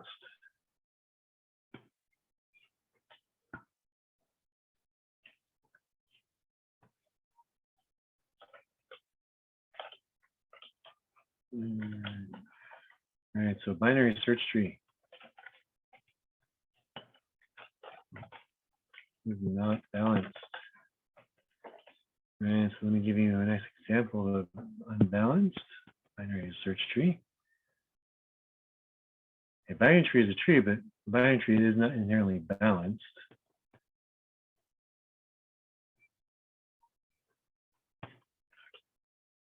Okay. And let's try to see these along the way somewhere.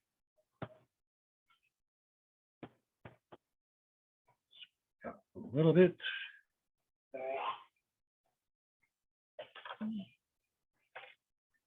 And let's change this. That's 25, 45, 75, 66, 8, 2, and a 71. All right, so all values that are greater than 25 are in its right subtree. All values that are greater than 45 are in its right subtree. All values are less than 75 are in its left subtree. Greater than 66, greater than 68, and lower than 72. Now here's our very terrible looking binary search tree. But it is a binary search tree. It follows all the rules of binary search tree. If we receive the values as you see them in this particular order, that's how it would build. Right? 25 comes along, that's the root. 45, right subtree. 75, right subtree. 66, go right. Oh, less than 25, so it's over here. 68, right, follow the same road. 72, 71, they all follow the same road and all found their way to the bottom. Binary heap, balanced. Tree grows in a complete fashion. B-tree, also balanced due to its growth mechanic.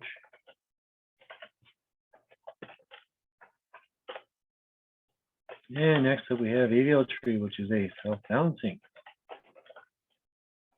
binary search tree, which we'll get to after we take a 5-minute break.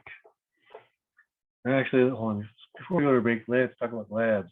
Just a little bit of lab time here. We got some tree labs due this week, so we'll do some lab time and break. All right, so binary search tree, right, scale down big time. We have our node, which has our data, and 2 self-reference pointers, so node star, left, right. We need a common naming convention for those 2. We'll get to what AVL stands for after the break. Lab time.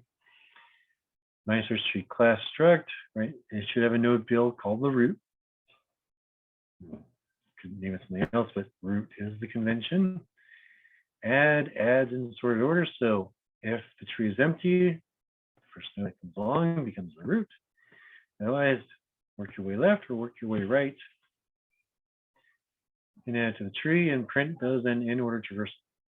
Right? And we're choosing it in order because that gives meaningful output. The output should be sorted. In order traversal is not producing a sorted output. Either the traversal is wrong or the add's wrong. More likely the add, because the traversal is the easier of the 2 methods. So let's work on lab for 10 minutes and we'll break for 5. Or break for 5, work on labs for 10, whichever you want. And we'll come back at 8:40.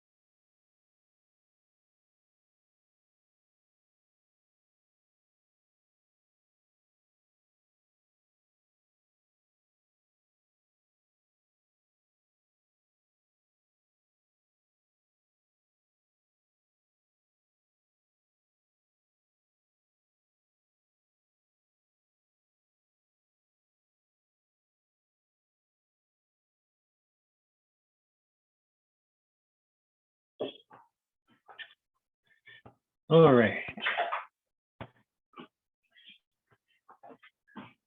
Any questions, Build, while we're working on the lab? Taking an extra nap?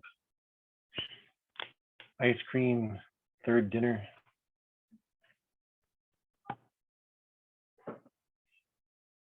Okay. AVL trees.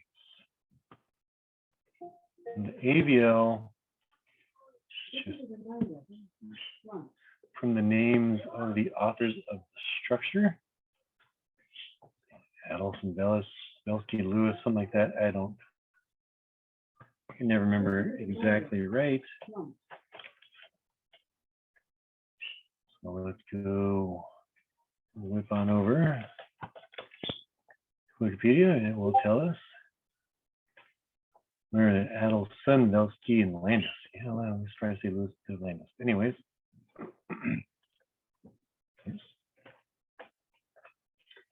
The self-balancing binary search tree. It uses height balance to maintain tree's structure. If the difference in the heights of the subtrees of a node greater than 1, and the tree is out of balance in 1 or 2 rotations of the subtrees, will be used to bring the tree back into balance. Let's remember,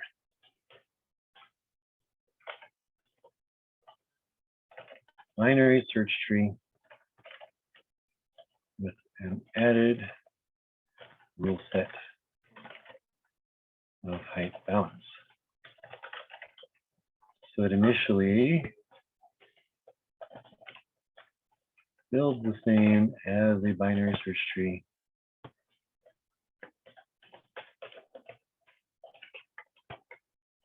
where we start at the root and append the new data point as a leaf.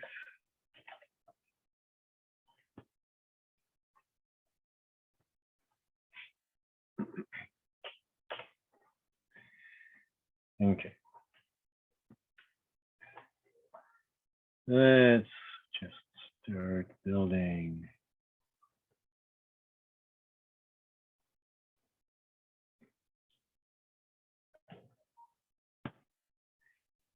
All right, 10 comes along. Tree doesn't exist. So that becomes the root. 20 comes along. 20 is greater than 10. And we add off to the side. So let's go back and look to see if a leaf is height bound. So the height, the left subtree versus the height of the right subtree is the same, so we're balanced. Our 2-node tree, which is either on the left side or the right side of the child, I think we can do better than that, but let's look at the balance. 10's right subtree has a height of 0. Just remember there. If we look at this tree with just 10, the height of this tree is 0. The length of the longest path from the root to the lowest leaf, and there is no path. We're 0 hops away. So the height of the 10 tree is 0. The height of this 2-node tree is 1. The 10 root, the right subtree height is 0, and the left subtree height is -1, right? Because it's an empty subtree. This is one of the reasons why there's the other height convention, where they say the length of the longest path plus 1. That way you don't have a tree height of -1. But personally, I prefer -1 because, for example, if you do a search, an index of, -1 indicates a fail to find. So an empty tree is a fail to find. There's no tree, so it's nothing. So it shouldn't be 0. 0 is, well, it's like 0 versus null, right? The value 0 versus a null pointer. There's a nuanced difference in here, -1 versus 0. Doesn't much matter which system you use, because if you as long as you use the same system for both sides of the tree. You can't use 2 different systems in the tree. That's not going to work. 30 comes along, greater than 10, greater than 20. 20 is the rest of the tree is empty, so we can go ahead and attach 30 to the right-hand subtree. Now we're going to have imbalance. Right, so we go ahead and do some drawing here. Try to draw. All right, so the height of this tree is 1. The height of the empty subtree on the left-hand side of 10 is -1. So this node is falling out of balance. What we're going to do is call this node alpha, and we're going to call the child the alpha node beta that's on the insert path that we inserted, right? So this was our insert path. Alpha is the out of balance node, and beta is the node that we're going to rotate. So what we'll do is we're going to grab beta up. We're going to pull beta up, and that's going to push alpha down, and alpha will reattach over here. So we moved beta up, and alpha down, and we're nice and triangular like we like to see our trees.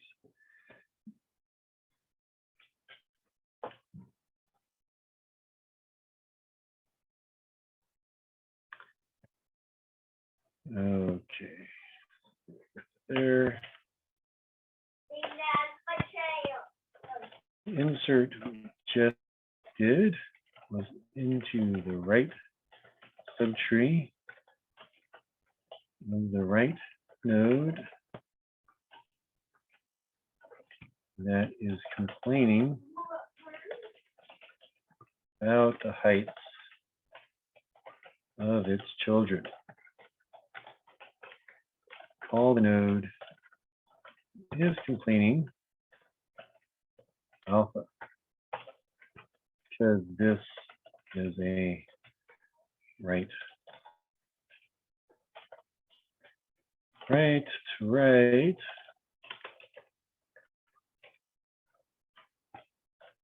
A single rotation of the beta node brings us back into balance.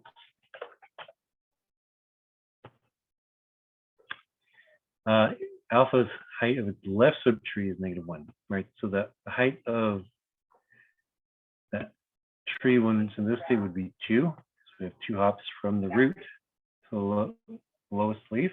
So we have -1 for the left subtree, and we have 1 for the right subtree.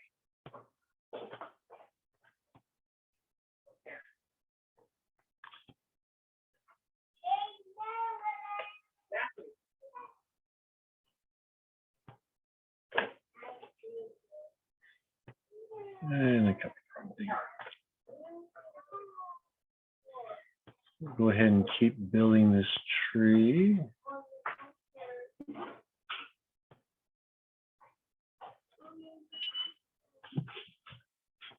And we'll do the opposite scenario. Go ahead and add 27. So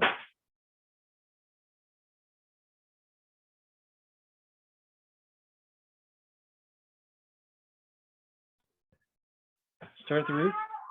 27 is greater than 20. 27 is less than 30, so we go ahead and go left. Sorry about that.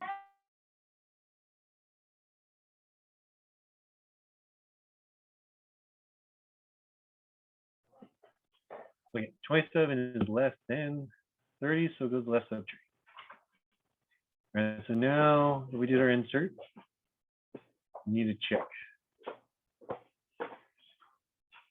Check along this path, make sure our heights are good. So the leaf is fine.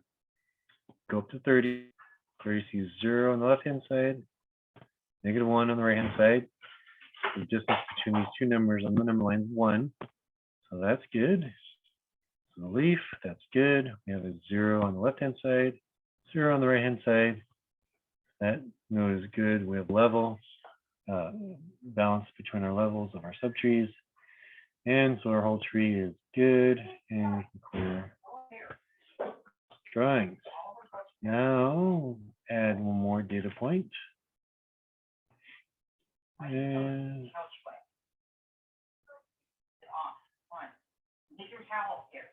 let's go ahead and add 24. Greater than 20, less than 30, less than 27. So 24. Close the left subtree, 27. And we'll check for balance again. Right, leaves are good. 2 node trees are good. Here we have a 1 and we have a -1. So 30 is our alpha node.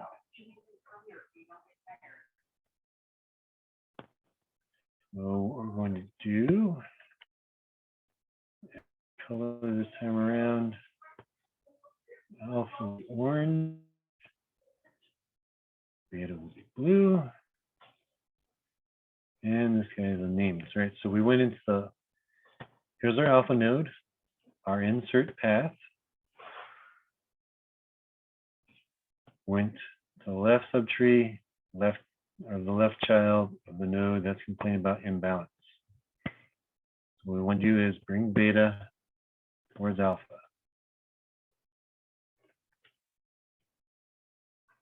All right, 27 subtree. So when you move up, see if I can grab what I want to grab.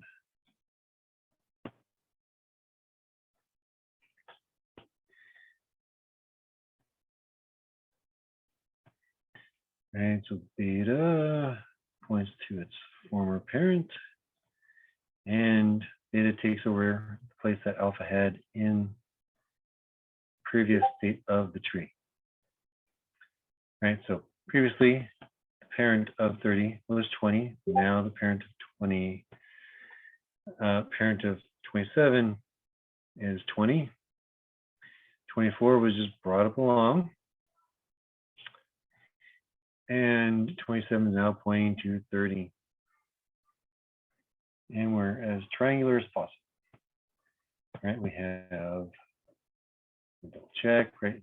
Leaf, leaf. This is the perfect triangle, so that's good. That's a leaf. We have a height of 0 on that side and 1 on this side, so this one's also good.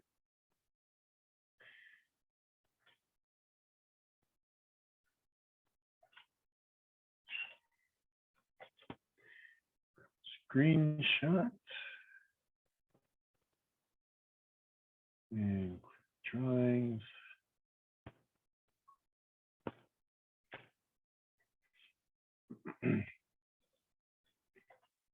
So we can keep on building.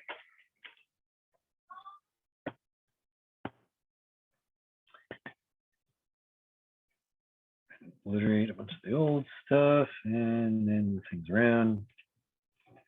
Back. Starting.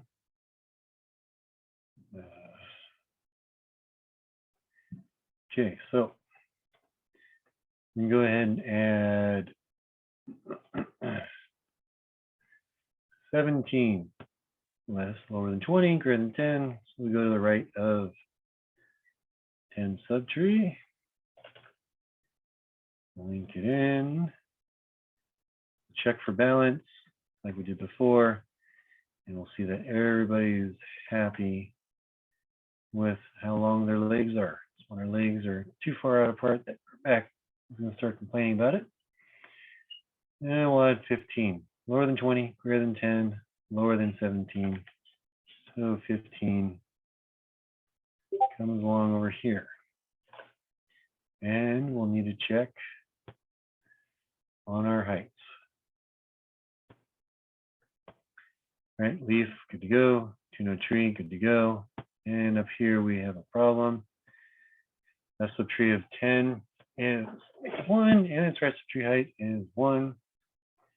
So we have our alpha node. Orange, beta node is blue, and we're adding a gamma node. Make that one purple. So we went into the left subtree of the right child. So we did a right to left zigzag on our insertion path here. So trying to do the same rotations we did before is just going to reverse this.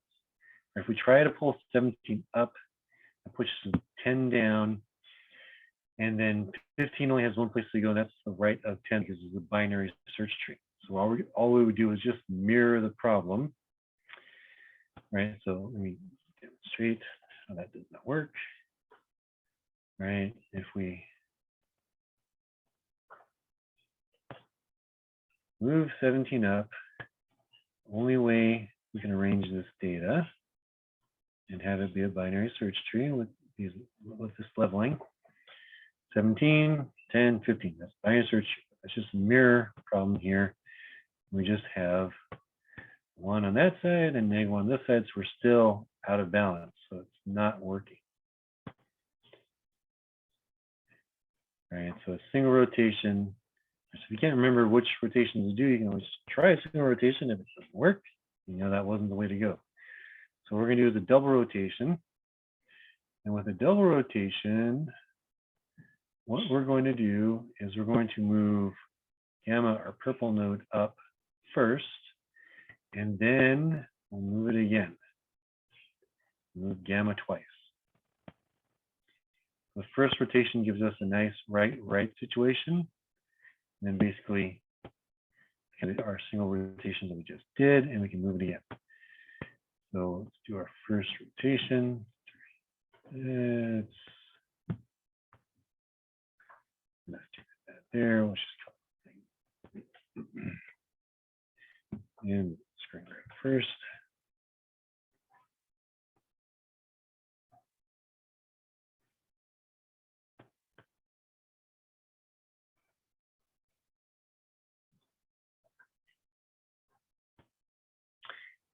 And then we can do our manipulations.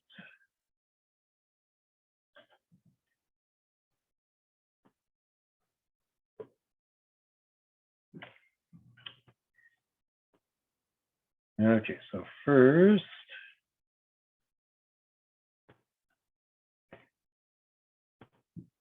gamma moves up.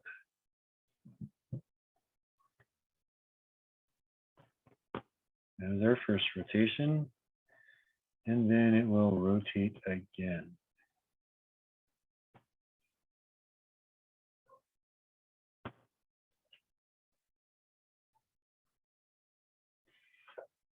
So alpha slides out of the way. 15 moves up, takes alpha's old position in the tree.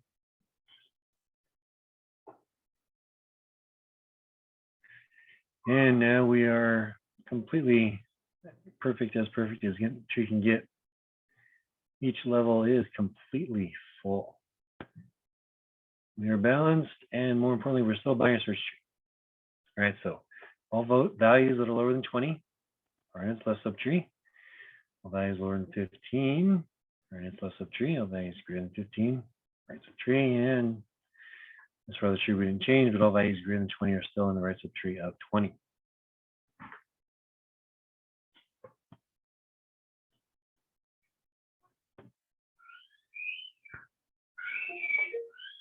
All right, so the double rotation. So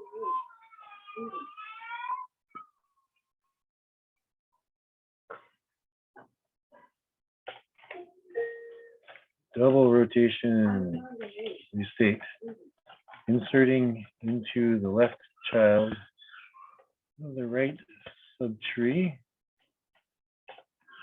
of alpha, a double rotation And the mirror. Inserting. Let's see this backwards. Tree. And child. Transferring to the right, subtree to the left, child of alpha with a double rotation. Alpha, beta, gamma are the nodes on the insertion path. Gamma rotates towards beta. And again, towards alpha.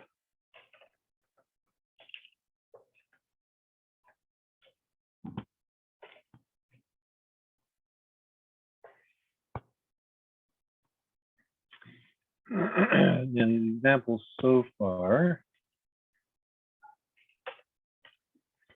I've been working deep into the tree, and we haven't had any subtrees to worry about. Not always going to be the case. So let me keep on building here.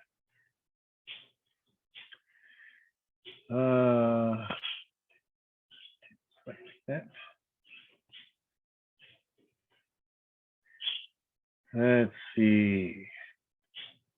Add some nodes to this tree. Such a way that I can create some imbalance. But not necessarily all the way at the bottom. Rather further up. Let's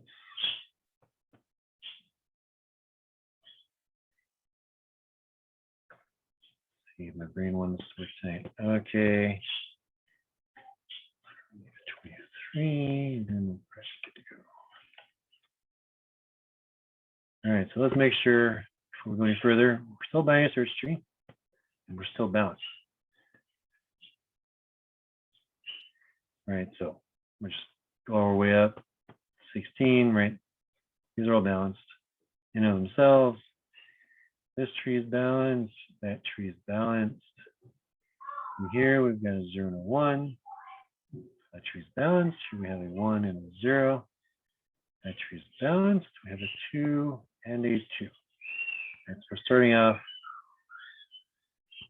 in a good state. We have a binary search tree. And let me see if I add there.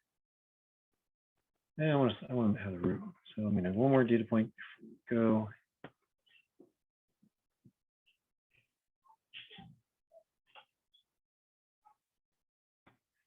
And start unbalancing things.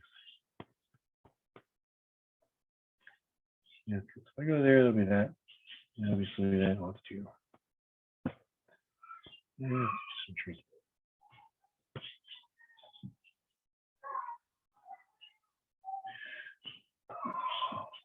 Okay. Looks like we're down to 26. What we have room for at the moment in our subtree. And we need to check for balance. All right, leaves good. Tree's good. This tree's still good, right? Its height is 0, 1. Come back over here to this tree, right? 2 node tree is going to be balanced. One thing you can do, 1 and 2. That tree is good. So I have this tree here is 3. I have this tree here is 1.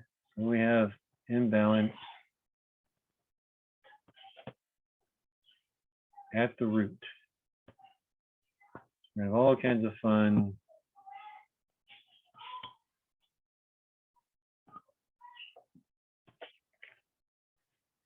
With our addition of 26.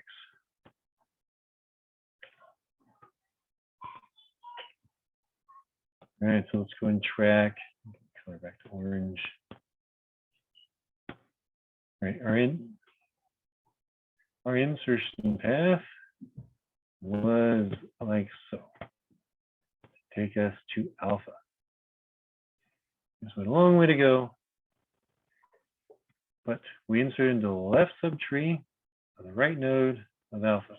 So we're going to go back and if I remember my colors correctly, it was green, purple, right? What was I doing before green, purple? Blue and purple. Colors consistent.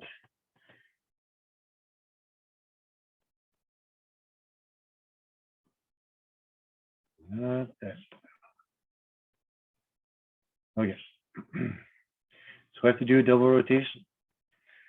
As we're doing these rotations, we have subtrees that we want to make sure we're paying attention to. As we do our rotations,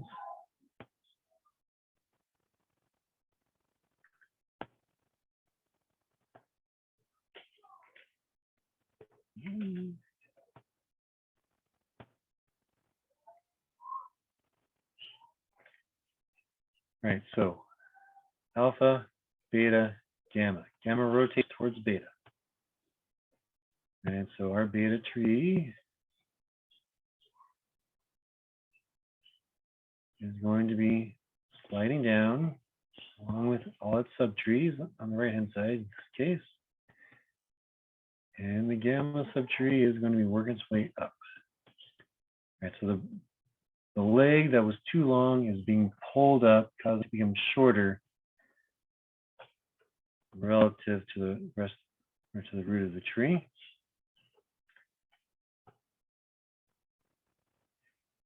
All right.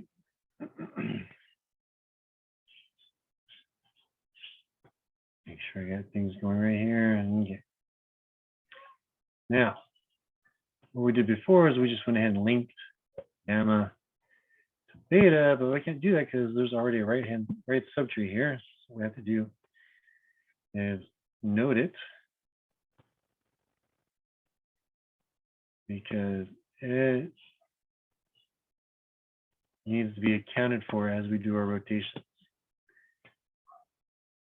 Right, so this subtree needs to be addressed. Looking at this subtree, remember the values 25 and 26. Let's go back to our previous state. Right, the 25 subtree has as a parent, its left parent 24 and its right ancestor is 27. So after our first rotation, that data relation should maintain 24 and 27 as ancestors. So look where we are here, 24 and 27 as ancestors. What we're going to do is reattach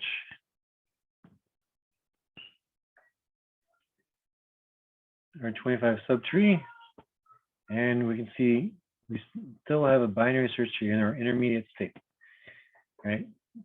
Go all the way through 20, less than 20 to the left, greater than 20 to the right, 24, less than 24 on the left, and greater than 24 on the right. Right, we're not balanced yet, but we're still a binary search tree. And this attachment will always work because remember 27 previously had 24 as its left child.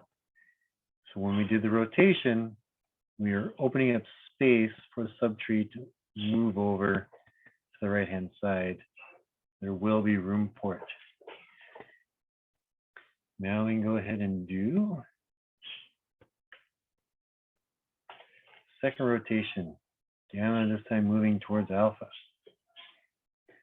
The entire alpha branch will be moving down. Like before, changing the relationships here. And 24 wants to point towards alpha, which means its left subtree is falling off for the moment, but the same ancestor will apply. 20 and 24 were the ancestors, so it will maintain the same as before.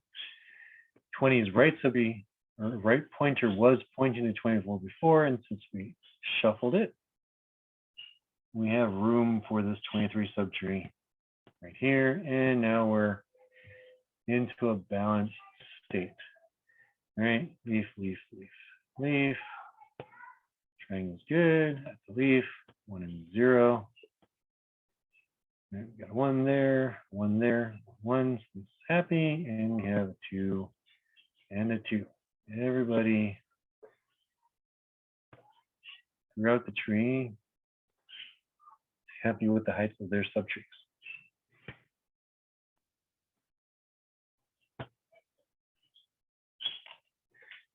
Not quite as crazy as our B trees, but there's a little bit of dancing going on here. A little bit of dancing with what we're trying to do. But do we have any questions at the moment?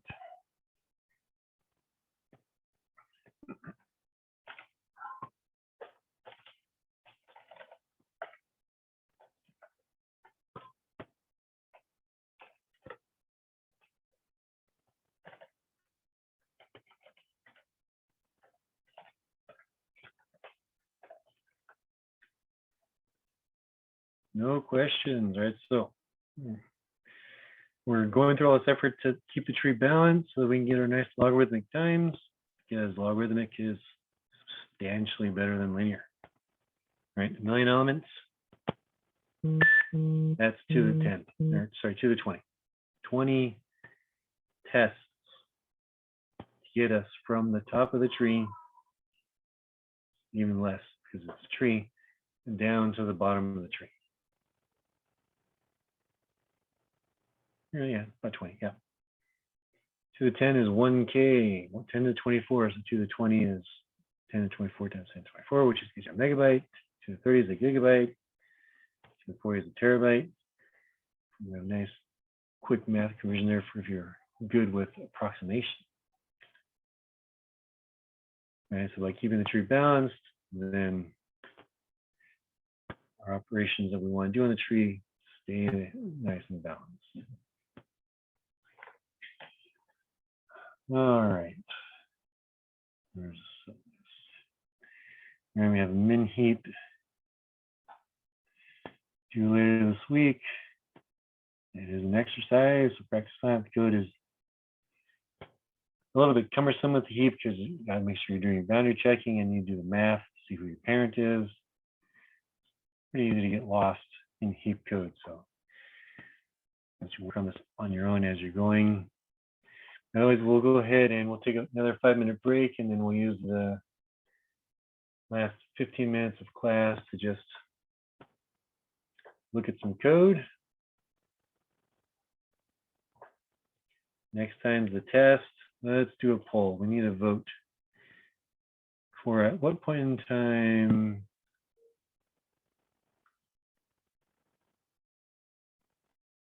you want to take the test.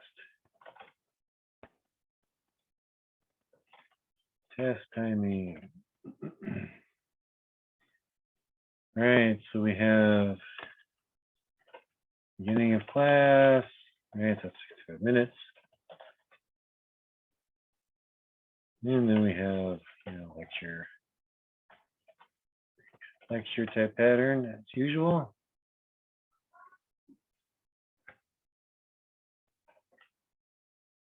Choice 2, we can start with some lecture.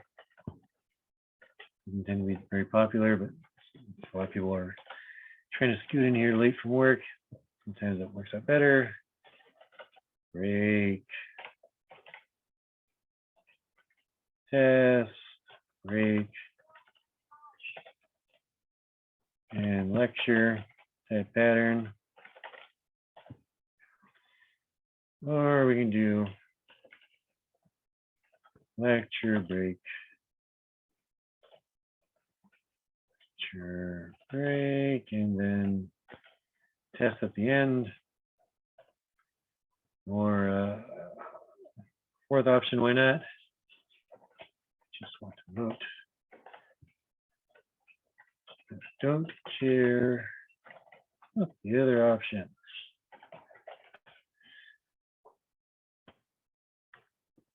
Okay, and guess I should name these.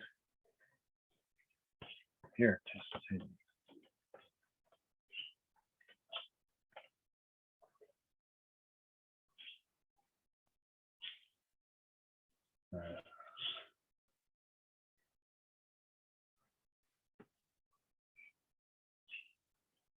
Okay, I guess I need.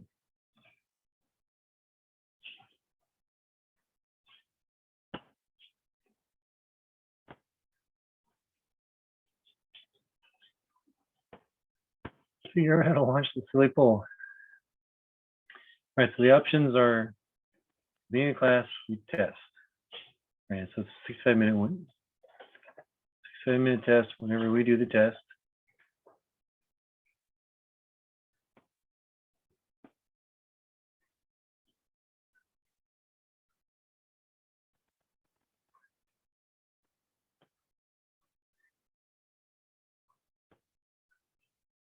Okay, that's not the right poll. There's a drop down.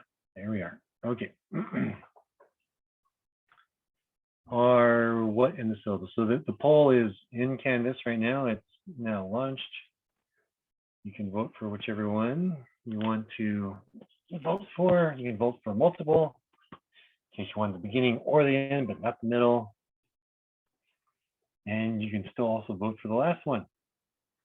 You can vote for them all if you want to totally negate yourself as a voting participant, because you'll just be offsetting yourself. We're falling into the typical pattern. Most people like to test first, since we're talking about trees, which has nothing to do with the test we're taking next week. So that's extra information best to leave left for later. But some people do like the test at the end because we finish the test early. There's no more lecture afterwards, so they roll out earlier and go do whatever else. So there's a little bit of an advantage. So the third option, and of course, some people like to take the third option and slam it into the first option and just go ahead and leave after they finish the test anyways. So everyone isn't always on the same page for how they want things to unfold. So we got 11 people who have not voted, 11 people not yet voting, would not swing the vote one way or the other. Well, we'll review the test at the end of class, because otherwise people like to disappear. When I like to have, the carrot at the end of the class for going over the test. I mean, I'll release, you'll have to stick around, I'll release the answers and you'll still be able to see that. And of course, classes often recorded by students, so you can swing back to it later. Just makes up to ask questions. All right, we're good for the poll. So we'll start the test first thing Monday next week. Might be a 5 or 10-minute delay at the beginning of class to get last-minute questions. Otherwise, if you have questions about the test, please use the test channel in Discord between now and next time, so we can get answers earlier rather than later. Great, so let's go ahead and we'll take a few minutes, and then we can come back and start looking at older lab code that you want to look at. Look at cheat code. Next time, we're going to be talking about AVL and 2-3 trees again, because those are heavier. Why are we unable to have the same structure as last time? Last time was special case because of the holiday.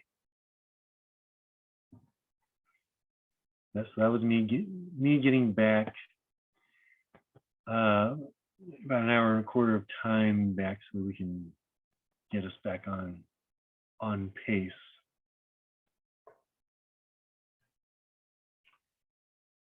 Let's take a few minutes and then we'll dive into code.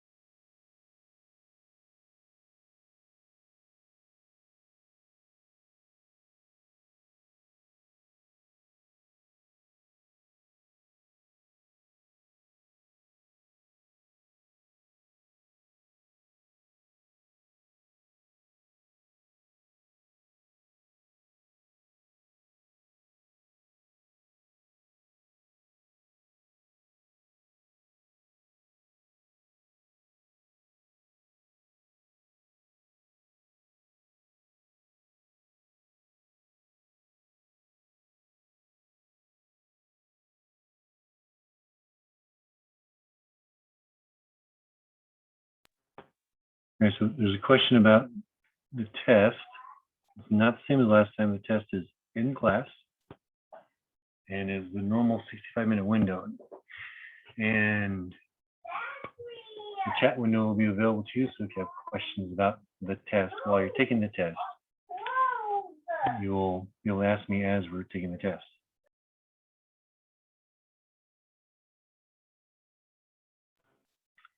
I mean, questions, it'll be about the same size as the first test. It's just different materials, slightly different ways of asking questions. Right, so then there's a couple new formats like in the practice tests. I think first test was 18 questions, so usually around 20 questions. Right, the general timeline is a true-false question with a 30 to 60-second type question, multiple choice. Often like one, if it's a multiple answer, that's 1 or 2 minutes. If it's if one of those formats, but you have to do a bunch of reading code is allocated a little extra time. Writing code is allocated the most time for the questions, like 10-minute type things, 10, 15 minutes as a allocation strategy for how much time would be spent in the various questions. Okay, code.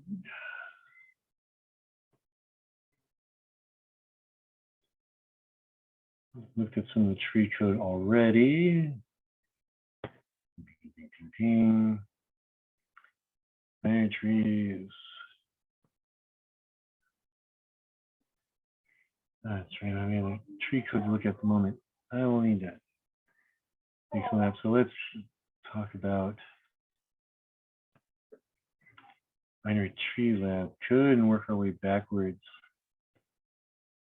People keep hung up on this one because trying to visualize an array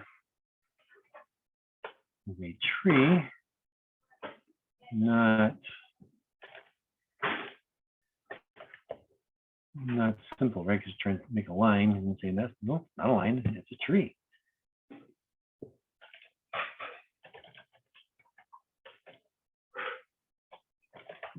All right, so again, for this class, we don't care encapsulation, polymorphism, all that fun stuff. I will point some things out.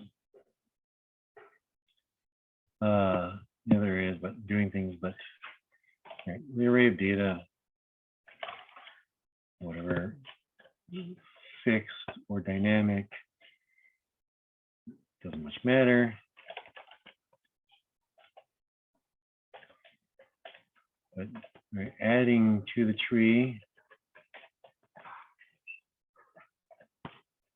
is just doing like it said. We set at the count our data point, and that's it. And then we have a print that works our way through in this one was pre-order, right? We have the comment here, we're doing pre-order. Yes, pre-order pattern. So our base case, if the index is less than the count, we are in range. If we're not, then we're done. So we'll just see out whatever our data point is at the index that we're at, and space, and then we'll be recursive, and then call print again. Now on index times 2 plus 1 to go to the left subtree, and index plus 2 to go to the left subtree. So if we go ahead and build our tree,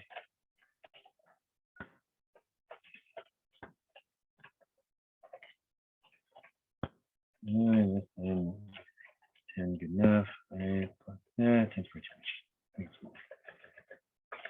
5 T and I, and we might as well print over there.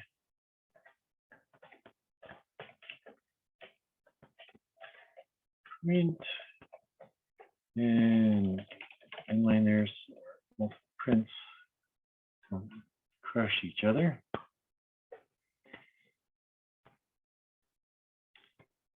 Errors, that's nonsense. There's never, I never write any errors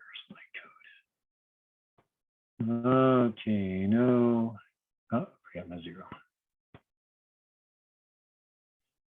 Print, want to know where to start, so let's see, place to start.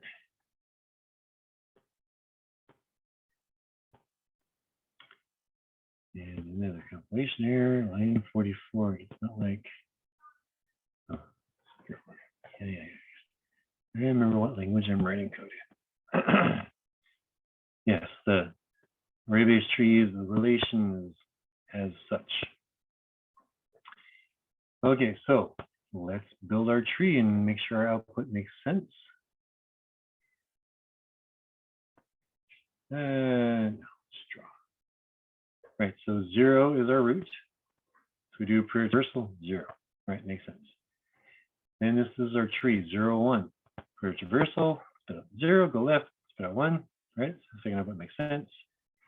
2 comes along, pre-traversal 0, go to 1, come back, go to 2, 0, 1, 2. That's our output. Good. 3, right? 0, go left, 1, go left, 3, like we have here, 0, 1, 3. Come back up, and then we get 2. Then we add 4 to our tree. So we get 0, go left to 1, go left to 3, right? Spit it out, same as before, come back up to 1. Then we have right to true, so we have 4. Show up in the output, and then we get all the way over here to 2. Yes, this is pre-order because the print is first.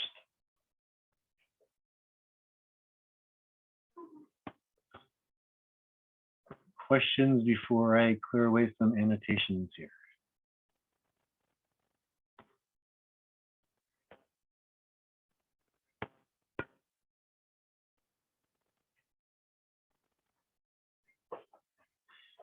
All right. Something to point out for good programming practice.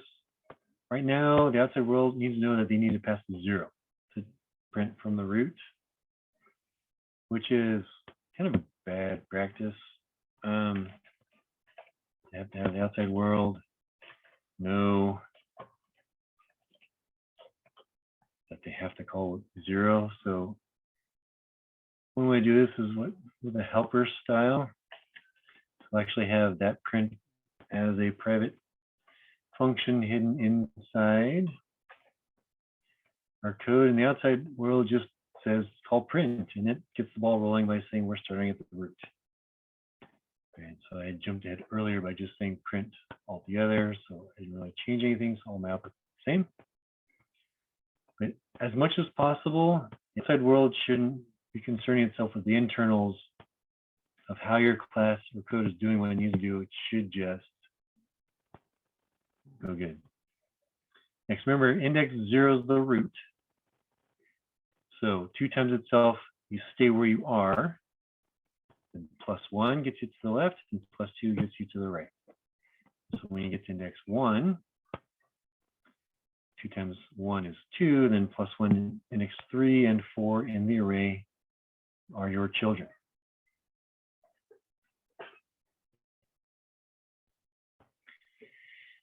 All right, and then the parent is the reverse of the math where you subtract 1 and divide it by 2, and you can take the floor, or just keep the integer math, which automatically floors, and you can see who your parent is. So that's one of the advantages of array-based trees is that they inherently allow you to navigate back to your parent.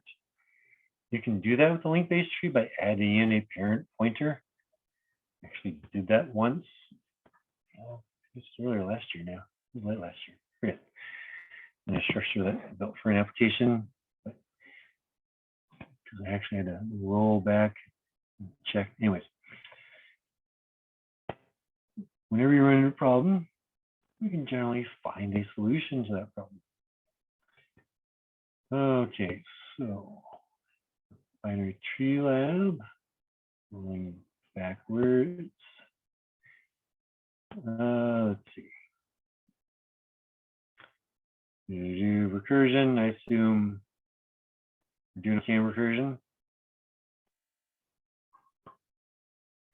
Roll back to the link based stack and address some of you who are doing a C style development pattern as opposed to a C++ style development.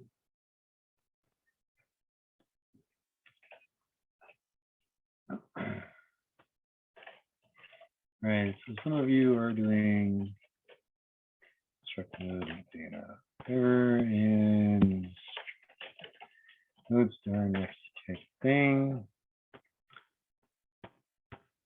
and start top. Let's just do it that way. We want to try to move past this pattern. Push. Let me go bad, real bad. Node.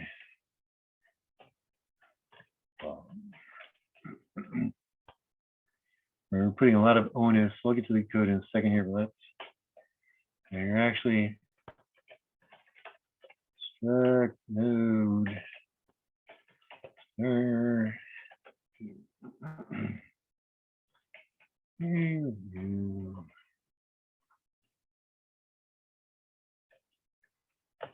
Let's see. It's been like 6 weeks since I've done C, so my brain's forgetting. Yeah, let's just go. Wait a minute.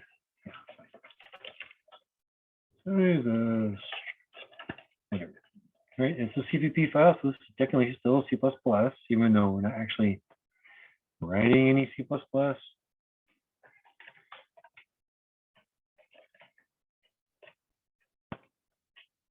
And all right, so some of you have done this pattern of main has been giving. I press some bugs here because C# is what I like to write code in. This is if you're doing C style C++. So remember, C++ is a hybrid or a superset of C. So all C code that has a C++ file, CPP file extension is technically C++. And you give it to C++ compiler, give it to G++, they'll compile it, they'll do it. You just aren't making use of objects and all the good things, a lot of the good things that make C++, right? You can still, see out. Okay, added. Okay, we're doing C IO, all good stuff. Not bothering with printf, scanf, that nonsense. Let's call data. Equals, and then we'll call push with add name.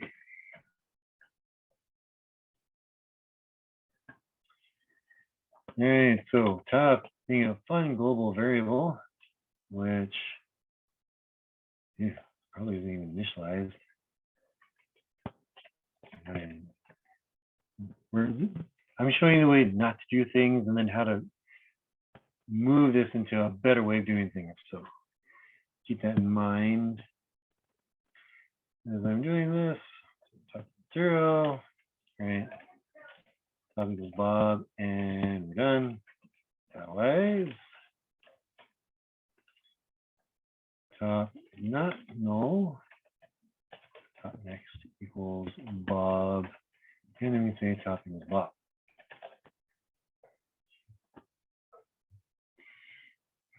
Right, and we'll optimize this function in a second once we verify things are working. Dump node star Bob.